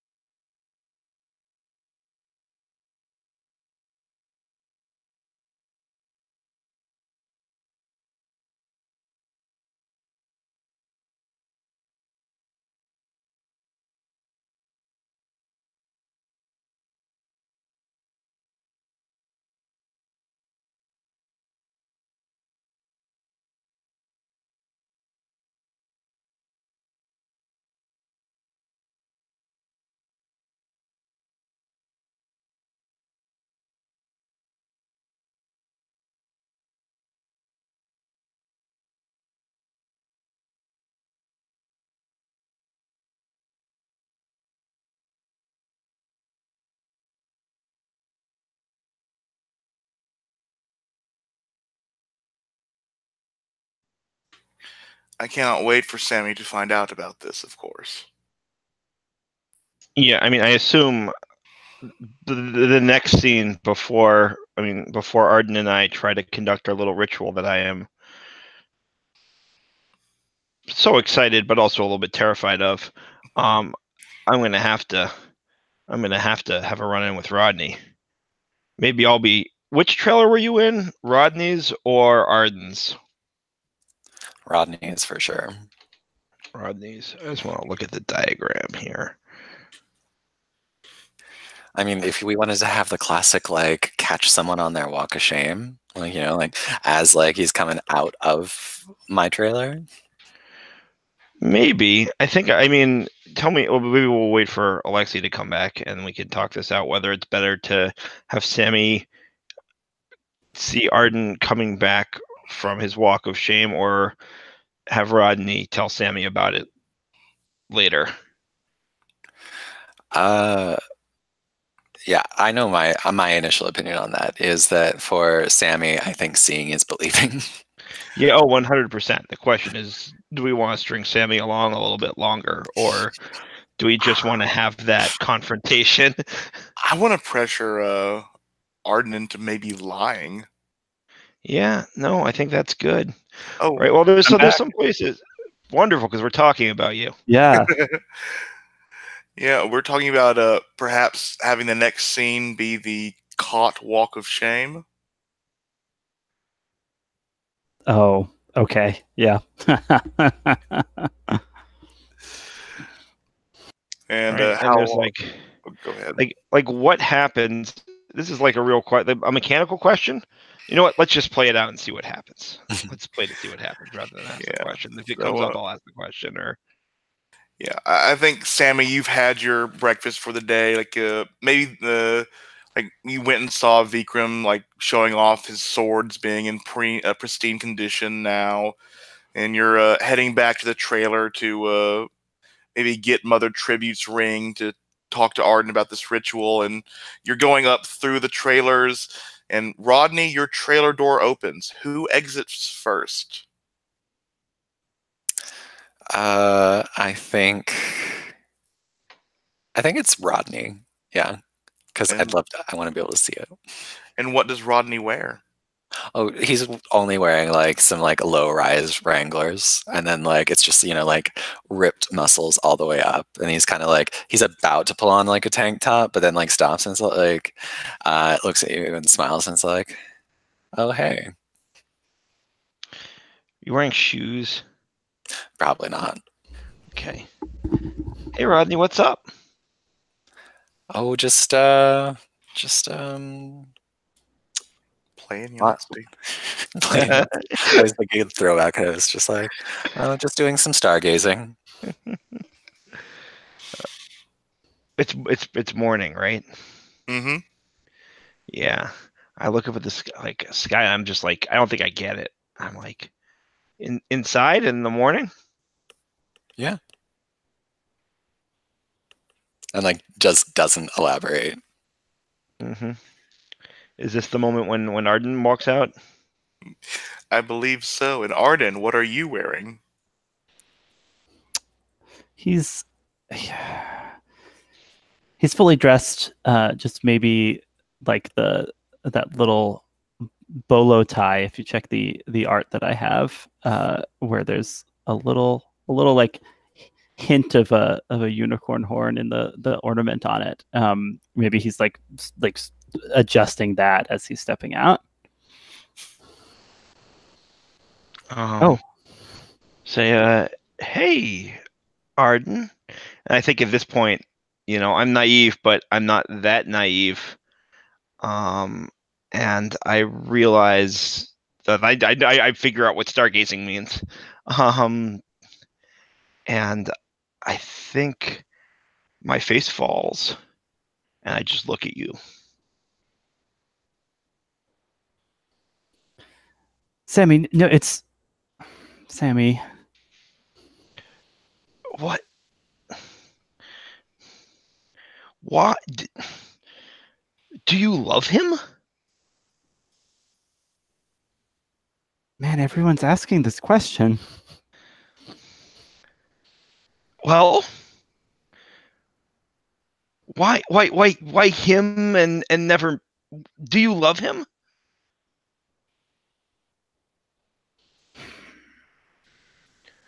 Excuse me.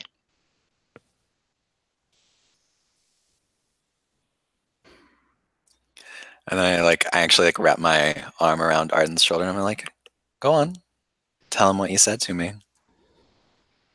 And I wrap my arm around in a very like intimate kind of way. And as I do say this, I'm like looking at Sammy. Yeah. I think this time it is a shut someone down. Yes. Yeah. Because So. I think Arden is going to like pull away from Rodney and say, like, much more coldly, I love everyone. Mhm. And that even with my -1 cold, that's a 9 on shut someone down. Do I pick the option or do they pick it? You pick one option and they give you a condition. Wait, Rodney, do you have any conditions? I do have a condition. My condition is bad influence. So. Ooh, and I think you can tag that for the shutdown since Rodney has been. Oh, Very Rodney's bad definitely been a bad influence. So you think I push it up to a 10? Yeah. Does that work? That works. So you still choose one option, but they don't give you a condition. Okay, great. Sitting pretty. You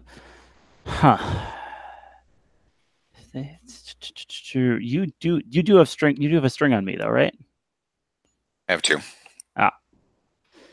Then, oh boy, what's a good? If I give you another condition, what's a good condition for this? Like, this is sort of like it's like the condition is replaceable, maybe, right? This, depending on how stubborn you are, this might actually be a good time for the enraged condition. But if you're not looking for that, perhaps Heartbreaker or I'm up to give Rodney enraged since his playbook has some stuff that revolves around it. Daryl, does that sound good? Yeah, I think so. I think that the cold way you're just like, I love everyone, and like still like not like owning up to anything just like pisses me off. it could be that, like, he's not even owning up to having feelings for Sammy or you. Yeah, see, I mean that's the response, right? So, like, I think I said, if you love everyone so much, then why were you in there with him, and not ever in all our time together with me? And that's maybe just to shut someone down right back at. I think it is. Yeah, roll it.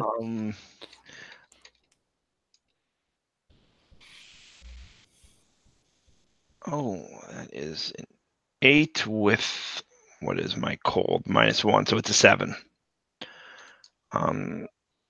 So look at the list. You give me a condition, right? Yeah, I will in a moment.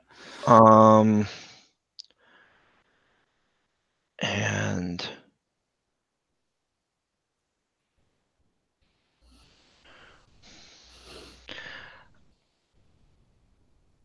so here's a mechanical fictional question.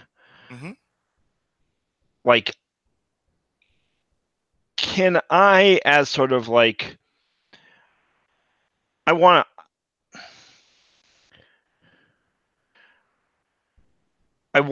I would like to, I would, they have, or do they have strings to set? No, you have strings on me. You have many strings on me, so never mind. A bunch. You have a ton of strings on me. Yeah, never mind. Never mind that. That was not an idea I could use. I think I'm just gonna take one forward. Yeah. Which means in rolls. That's specifically with rolls regarding Arden, right? No, that is your next roll. You take +1 forward. One forward. Got it. Okay. And what condition do you want to hand back, Arden? Yeah, I think it's possible Arden says something like, Sammy, look, you need to give me some space, okay? And I'm giving them the condition clingy. Does that sound good? Yeah, that is cold, but sure. Oh, this is so harsh. Charity case and clingy. And I'm pretty sure Arden looks around and tries to run away at that point. Yeah, roll volatile, my I'm sweet unicorn. rolling it. I'm just like not looking really where he's going. He's just getting away from this scene as fast as he can, plunging into the maze of this carnival. My volatile is +1, so that is an 8 overall. Ooh, so you get to choose one from the list. You leave something behind, or leave something behind, or take something with you. Make a gigantic scene, or run into something worse. Oh, run into something worse. There's no way it's not that, right? Or did you have a suggestion? I had a suggestion, but it was a very selfish suggestion, which was that I'm kind of leaning into clinging. I am quite literally trying to cling to you, and in the fracas, I managed to your bolo tie, which is not quite on correctly. Yeah, I managed to pull off and take. That's a good idea. I'll leave something behind and leave that with you, and just I'll make sure to run away again so I can run into something worse at a later point. It's not you're running away. I can still make you run away something worse. It's just you didn't choose it.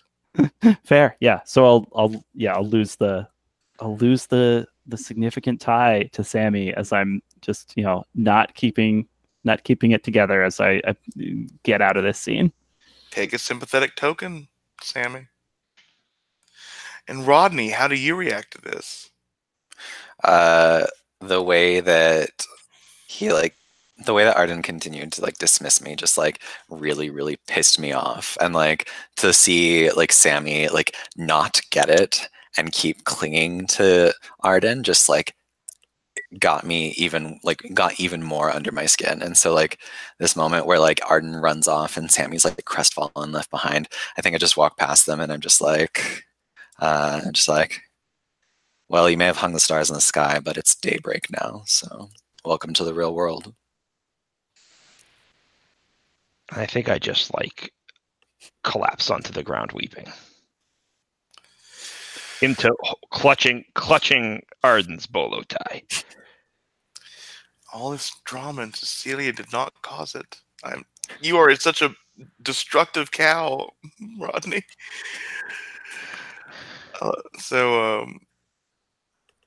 Does anyone want to have... I think this is a great place to leave this scene. Does anyone want to frame something or leave it up to me? So I also would like a chance to gaze into the abyss. Please do. Yeah. You are enraged now. It helps. Yes, it's perfect. So I think that it's probably dusk now. We jumped ahead a little bit, if everybody's okay with that. And it's one of those things where it's the tent flap is pulled open and the sun, the setting sunlight is streaming in and there's all this dust in the air. And then you just hear the slap of a punching bag. And you've got that scene of Rodney going at the punching bag and just keeps wailing on it. And it's one of those things where the cuts and the filming get more and more frenetic as he just keeps wailing on it and he keeps wailing on it, and it gets more and more intense, and you see his knuckles are starting to bleed, and he's just so his eyes just literally they go red in that way that you talk about on the movies, or when someone's angry and then they really go red, and that's when he's gazing into the abyss. I don't know what he's looking for, though. Because if you're looking for something about Arden, you take one forward as well. Yeah. Oh, okay, that sounds great. Because my dark is already a -1, so... Oh, you're rolling with volatile, don't forget. You're enraged. Oh, that's right. Okay, so now it'll be a +3. And that means it's a 12.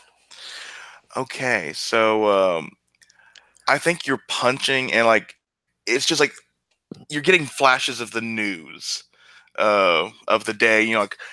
Haven Academy like fire, and like you see the fire like that was raging out of control that was put out that night, and like you remember Betsy's house when you were walking by it, looking so pristine, untouched, and in that bracket you could never be in, and like it just like the things start swirling together, and I think you see like it just like your blood begins like it feels like it's pouring out of your knuckles, and like it enters that chalice that Arden saw in Mother Tribute's tent, and you just see Betsy pick up the chalice, and behind her the carnival is on fire, and she drinks from it.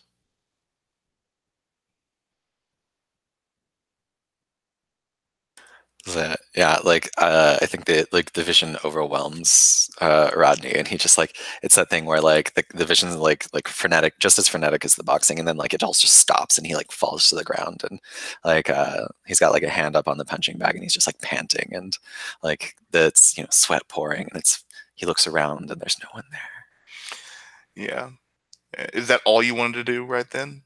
Pretty much, yeah. I just want to do it too.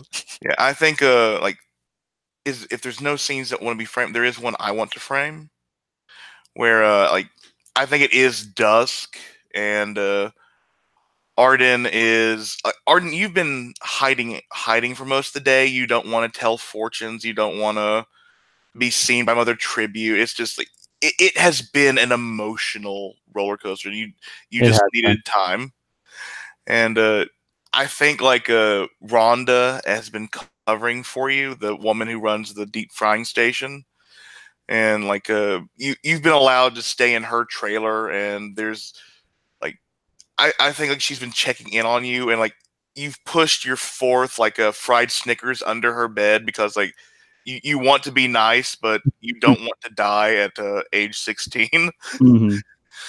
And but like you finally step out, and you see this woman who looks surprisingly like Cecilia, but a young teenager, maybe a year younger, maybe a year older than her, and she's wandering the grounds, like looking like she's been lost. And like this happens now and again. Even at your short time at the carnival, you've seen people get lost. And I do want to help people, even if I'd rather be continuing to hide. So I think Arden says, Miss, can I help you find something? And she looks startled, and there's like this flash of the cell phone in her hand as the screen turns off, and she turns like, "Oh, I didn't think I've been trying to. I got lost in the House of Mirrors. Like I left through an emergency exit, and I've not been able to really find my way back." And you're sure it's you and not your reflection that walked out of there? Just a joke. Yeah, I've seen that movie too. What movie? Us? It's at the theaters. Arden cocks his head. He hasn't been to the theaters. It's like, oh, so you're just corny.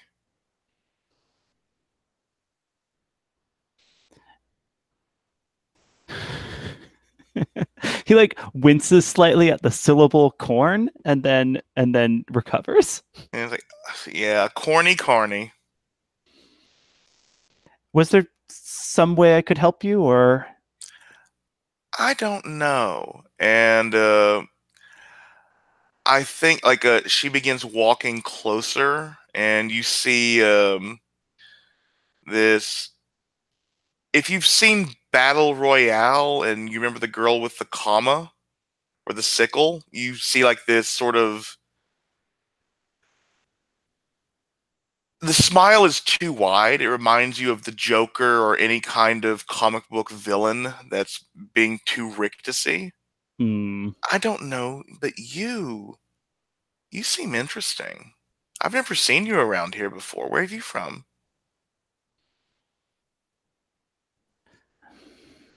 not anywhere you'd have heard of, I think.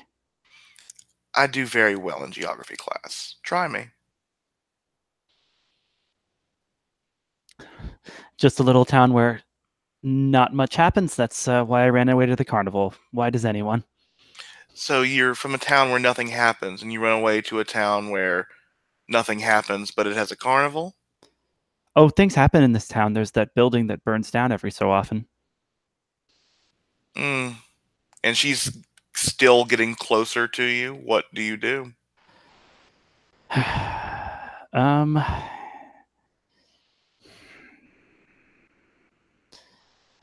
man, I don't know. I think Arden's either going to run away again or try to stand his ground here.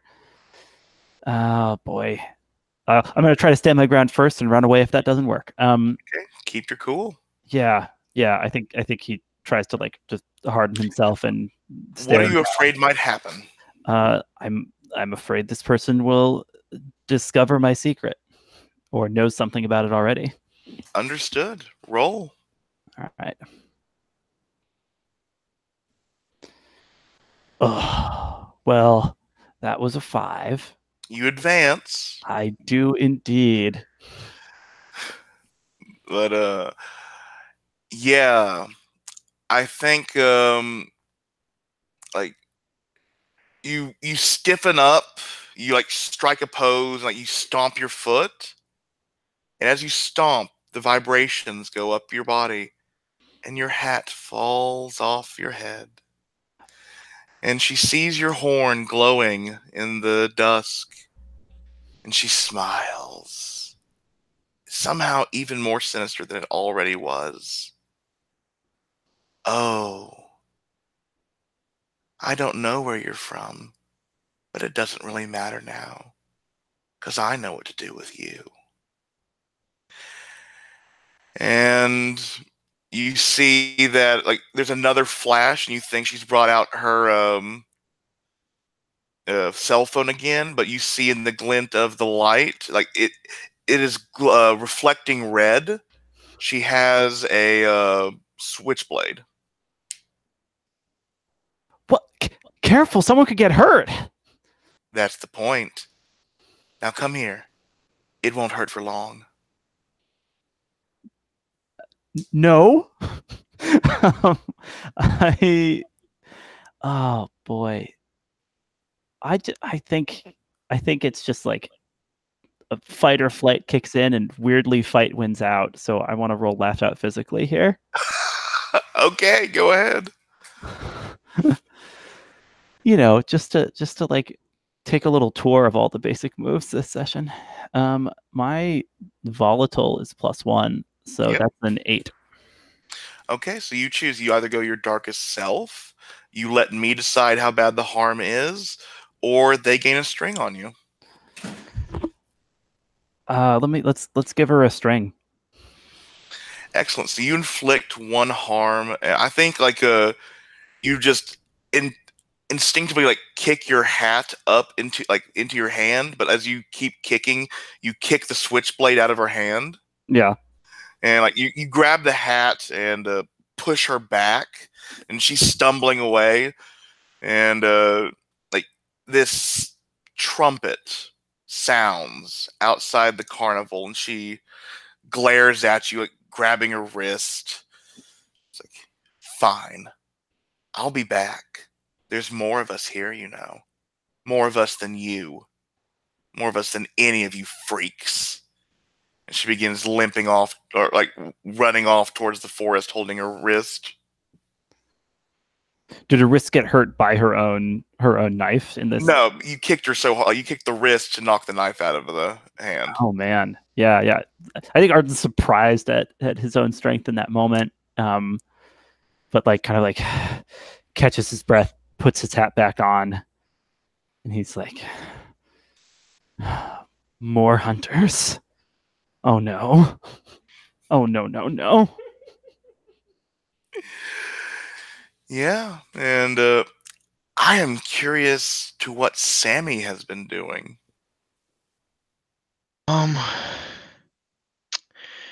I think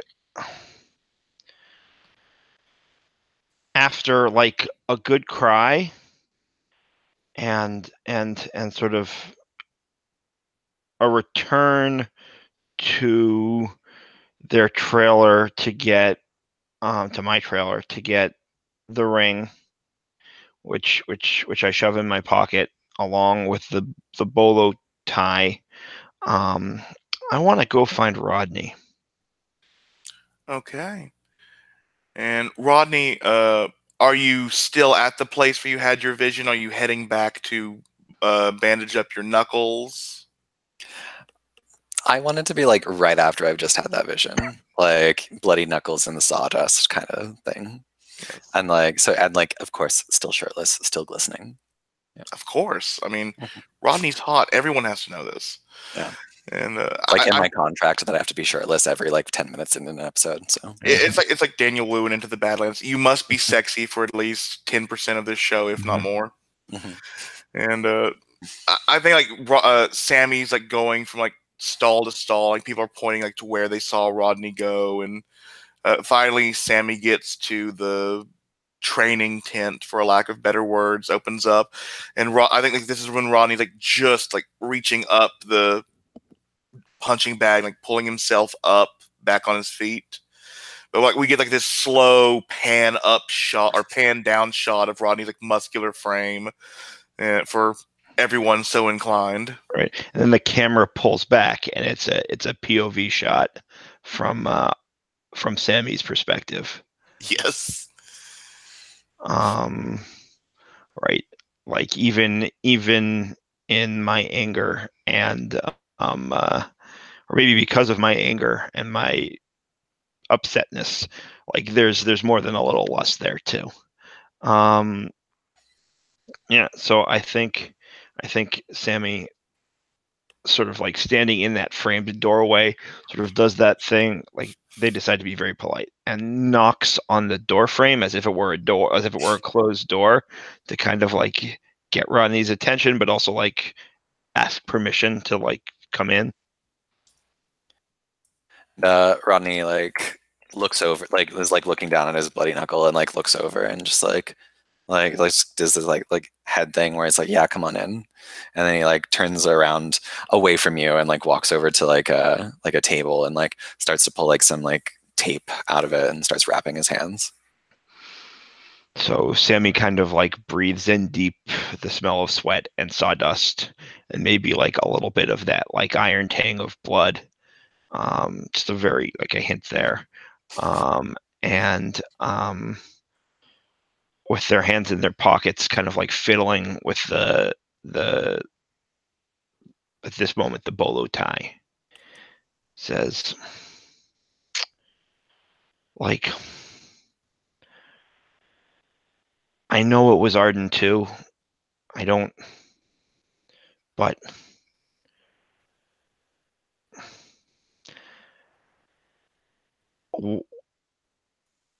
why? And Rodney just kind of like doesn't even look at you. It's just like, I did you a favor. You needed to see that he wasn't everything that you were building him up to be. He's just a person.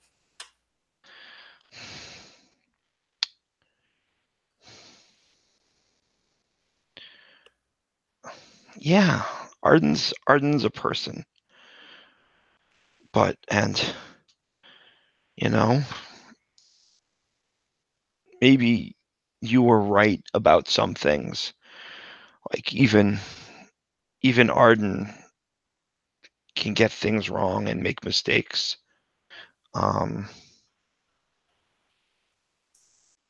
But you know,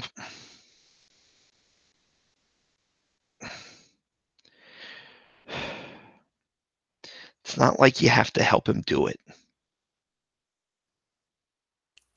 If it wasn't me, it was going to be somebody else. And I don't care if you hate me.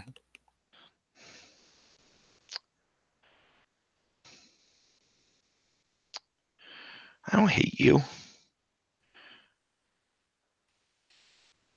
Like he's only, excuse me, I'm only realizing it as I'm saying it. Right? I don't hate you. I'm mad at you. And still like fidgeting with that bolo tie. And I think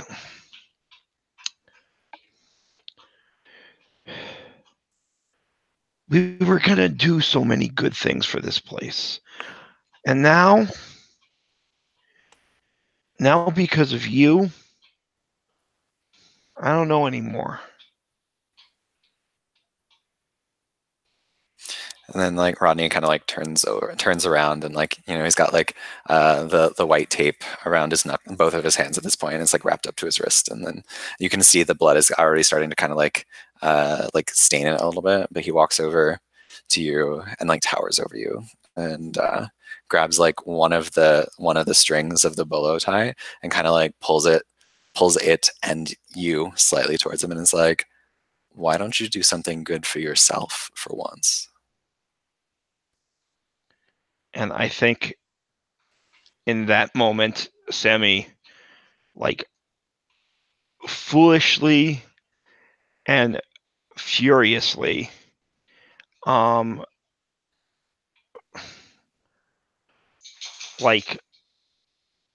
punches Rodney as hard as they can, like right in the side. And I don't know. I'm not sure what Sammy thinks is going to happen, like whether they expect it to do nothing and it's just like a futile blow, or whether they're like really trying to hurt you. Probably a little bit of both. But can I roll lash out physically? Yeah. Oh, this is dumb. That is a 7 minus, I believe, 2. Either way, it's minus something. Oh, just minus 1. It's a 6. Doesn't matter. You have a strength. I have a +1 forward. I have +1 forward. So Oh it's yeah, 7. it is a 7. So yeah, you get to choose. I decide how bad the harm is. They gain a string on you, or you go your darkest self. I freely admit I badly wanted to fail that roll, but I really want that advancement. But that said,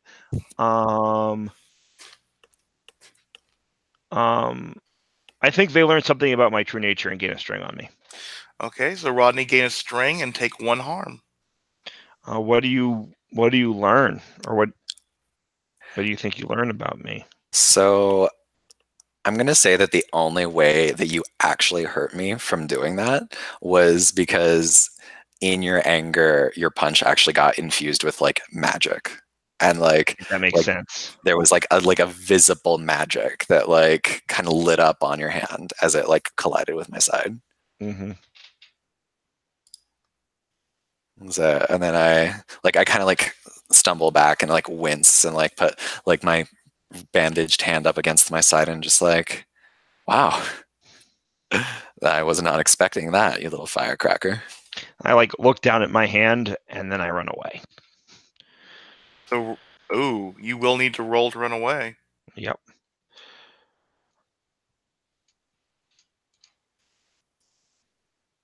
Okay, that one I failed with a 3.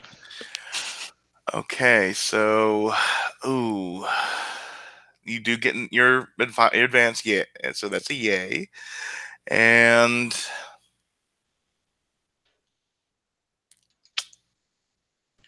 oh, I know exactly what happens. You run out of the tent. Are you crying again at this point? Just to ask. No, I'm not. Like I'm not upset. Like I'm at this point I'm scared of myself, right? This isn't like sadness or anything. Like this is fear of like what can I do and I don't even know it. Yeah, and you're running and you feel yourself like you remember the feeling of someone watching with you when you were watching Arden. Mm-hmm. It's like it washes over you again, but there's like this cold, almost frigid numbness to your legs, and you realize you have to stop moving or like you will fall over. Mm-hmm. And Danielle Evans, the woman who saw you the first night you were in town, Mm-hmm. comes up to you, and she has this book in her hand. It looks like a thick, musty tome. You can almost smell the molded old pages from where she stands. And she just looks imperiously at you. I think we need to talk. And the scene cuts. So here's my question. This was not my plan originally, but maybe is my advance belonging to a coven now? It certainly could be, and I would love if you took it. All right, that's like a nice little fictional justification for it. But I also kind of want to create a new hex. I'm thinking about it. Just to let you know, at the halfway point of all my games, I give everyone a free advancement, so you will be getting another advancement at the end of this session. Okay, Nice. good to know. Good to know. Yeah, it's just how fair it rolls. Mm-hmm. Oh, you get an extra XP, Rodney, because everyone gets 1 XP for Alexei drawing Arden. So yes, you have 2 XP and a free advance coming. So yay. Let's see. Does anyone want? Oh, I think I know a scene to frame now. If Sammy and Arden are up for it, What's the scene? it will involve well, are you going to take the coven, Sammy? You know what? I will take, if I'm going to get another advance coming up, yes, I will take the coven.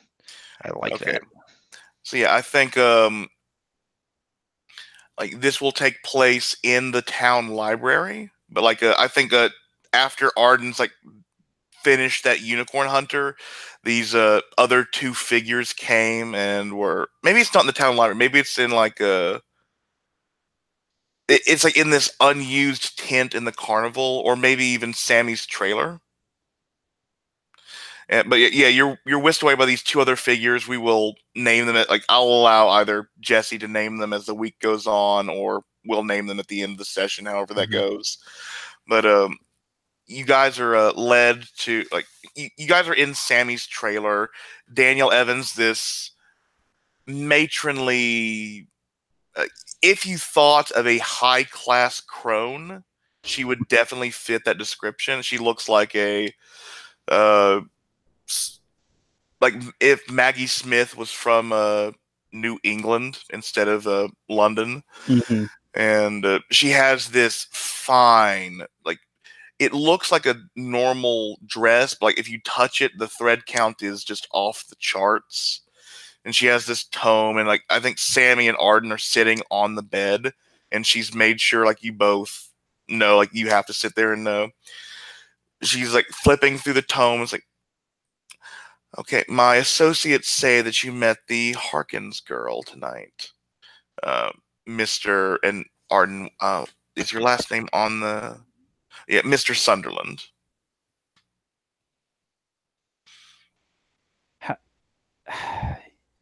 Yeah, I'm sorry. I'm still a little confused about what's going on. I think Arden like looks sideways at Sammy, like wondering. The first night you all were here, your friend here covered your tracks with the gift, the arts. You're lucky that I'm the one who caught them doing this, and no one else. Haven is not aptly named. So it is magical, though. It is more than magical. This is where 3 ley lines cross. Haven is a node of great power, trapped by chintzy tourist hovels. The carnival is the only reason this magic has survived, by providing wonder and entertainment for people to spur their imagination on, versus tchotchkes and artifacts. I knew there was something real to this place. And that is why it makes a perfect trap for people like us. Trap? You see, and she like points to the other 2 figures, and Sammy, we have magic. She points to Arden. Arden is magic.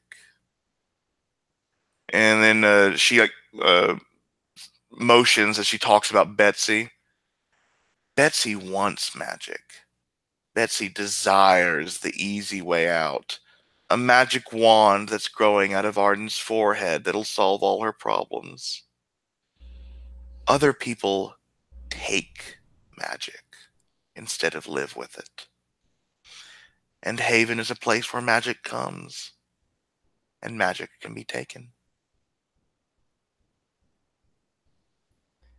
But surely, we who have magic or are magic, whatever that means, surely we can help all these people. They don't need to steal or trap us if we're able to just use what we have to help them become better. Free them from their selfishness. Once upon a time, as the stories always go, this was the way. The magic was flowing freely. But, Mr. Sunderland, how did you react when you realized you were a unicorn? How many have you seen in the wild? Only me. Are there more? There were. There may be still a handful across the nations, across the world. You hear about the Kirans in Japan, and sometimes you have hope. You hear about the bicorns in India, and you wonder what magics may have wrought that. You hear about the Calliope gazelles from Africa, and you have hope again as well. But then you think of the big game hunters, the poachers, the people who prefer cheap tricks and easy answers to, well, everybody having fun.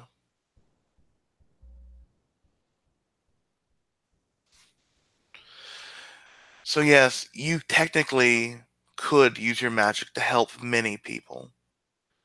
But your magic could also be used to greatly help just a few. A selfish, jealous few. I have to use it to help everyone. I can't just hoard it for myself. And that's why I think you were called here. You and your friend. You and you're awoken, correct, Sammy?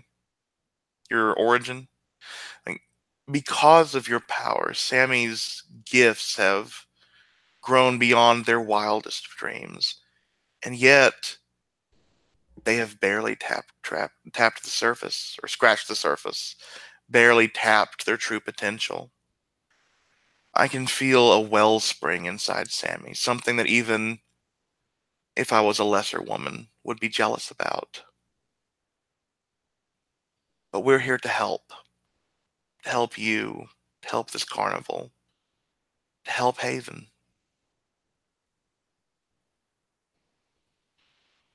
How do you plan to do that?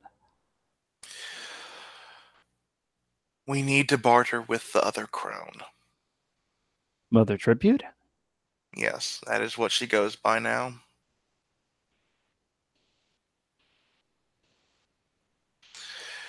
You see, she is one of the few who, and before I do this, would you have used unicorn hunters to make Mother Tribute a threat, Alexi?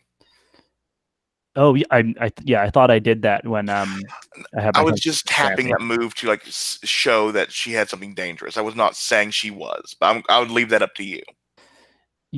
I mean, yeah, like I feel like from Arden's perspective, Mother Tribute and Betsy Harker are both unicorn hunters that he needs to be wary of.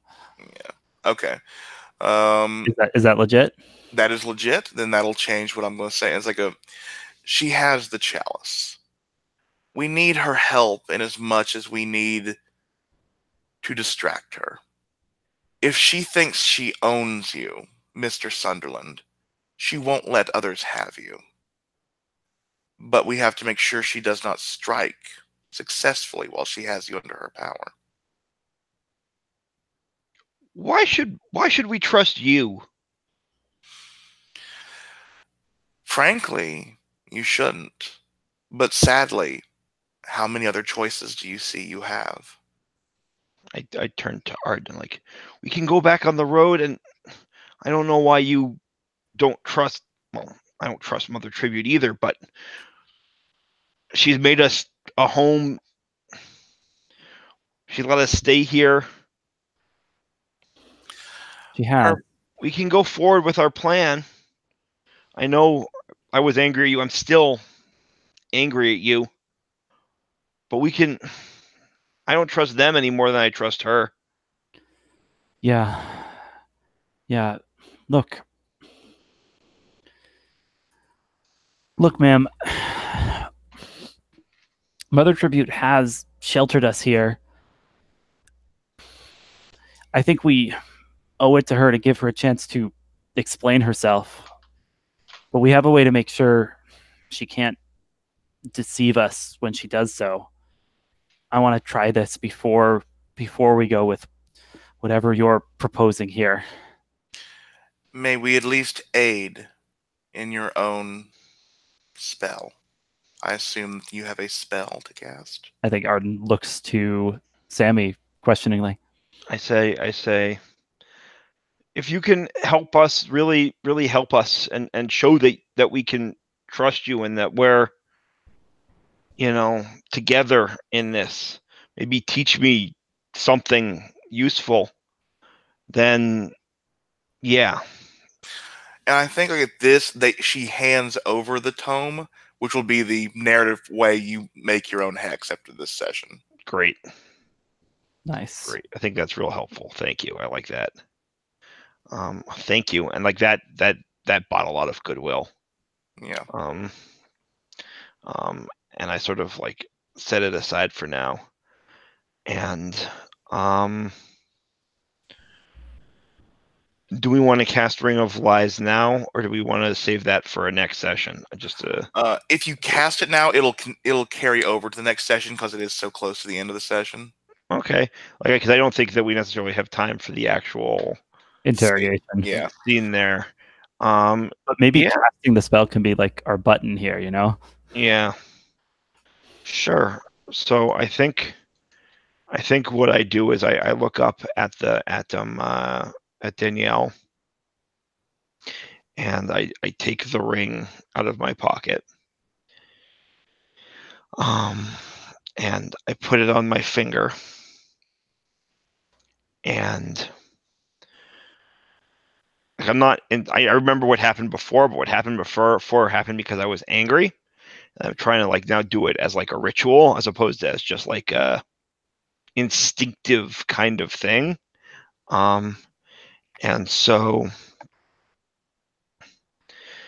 I sort of like try to extend my senses out to the emanations of right to the sort of divine emanations, whatever it is that I draw my power from. Yeah. And I turn the ring around my finger twice. I don't know. I don't know why I'm doing that. Like this is just sort of my instinct, but it's like to sort of tap into the sphere of knowledge, of understanding, of like discernment, and to sort of extend those powers through that sphere into the ring and thence into Mother Tribute. Understood. And your gang will be helping you with this task through chanting, encouragement, however you want to imagine it. So you take +1 forward on this hex roll. And I think flavor-wise, Arden, like he wants to be helping too, and like maybe like tentatively tries to put a conciliatory hand on Sammy's shoulder as they do this. Yeah, Sammy kind of shakes it off at that. Yeah, Arden looks crestfallen. Sammy's trying to avoid being clingy. Yeah. That is a 6 + 2 + 3 makes it an 8. I mean, +2 + 1 is an 8. No, that would make it a 9 if it's a 6. Oh yeah, it's a 9. Either way, it's If not you a 10. spend a string on Arden, since you're casting this for his benefit, basically, it'll be a 10. Let me take a look at the difference between those things on this.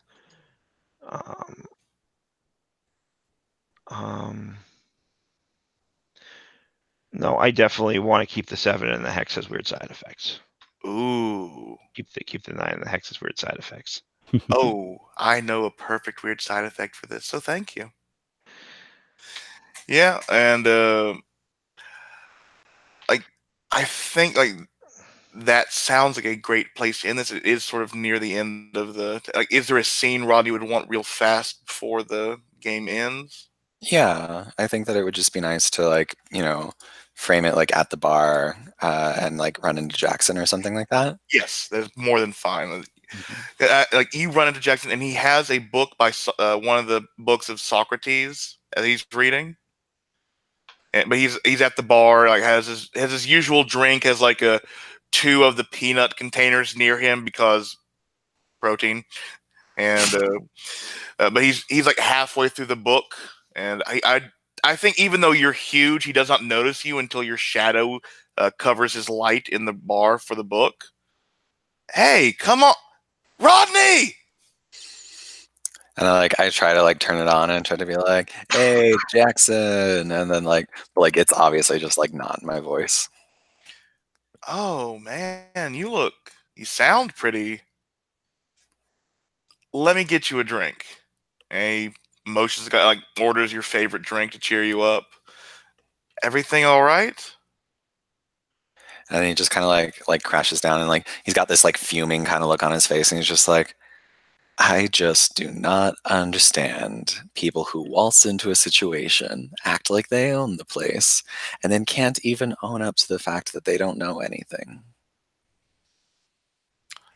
Okay.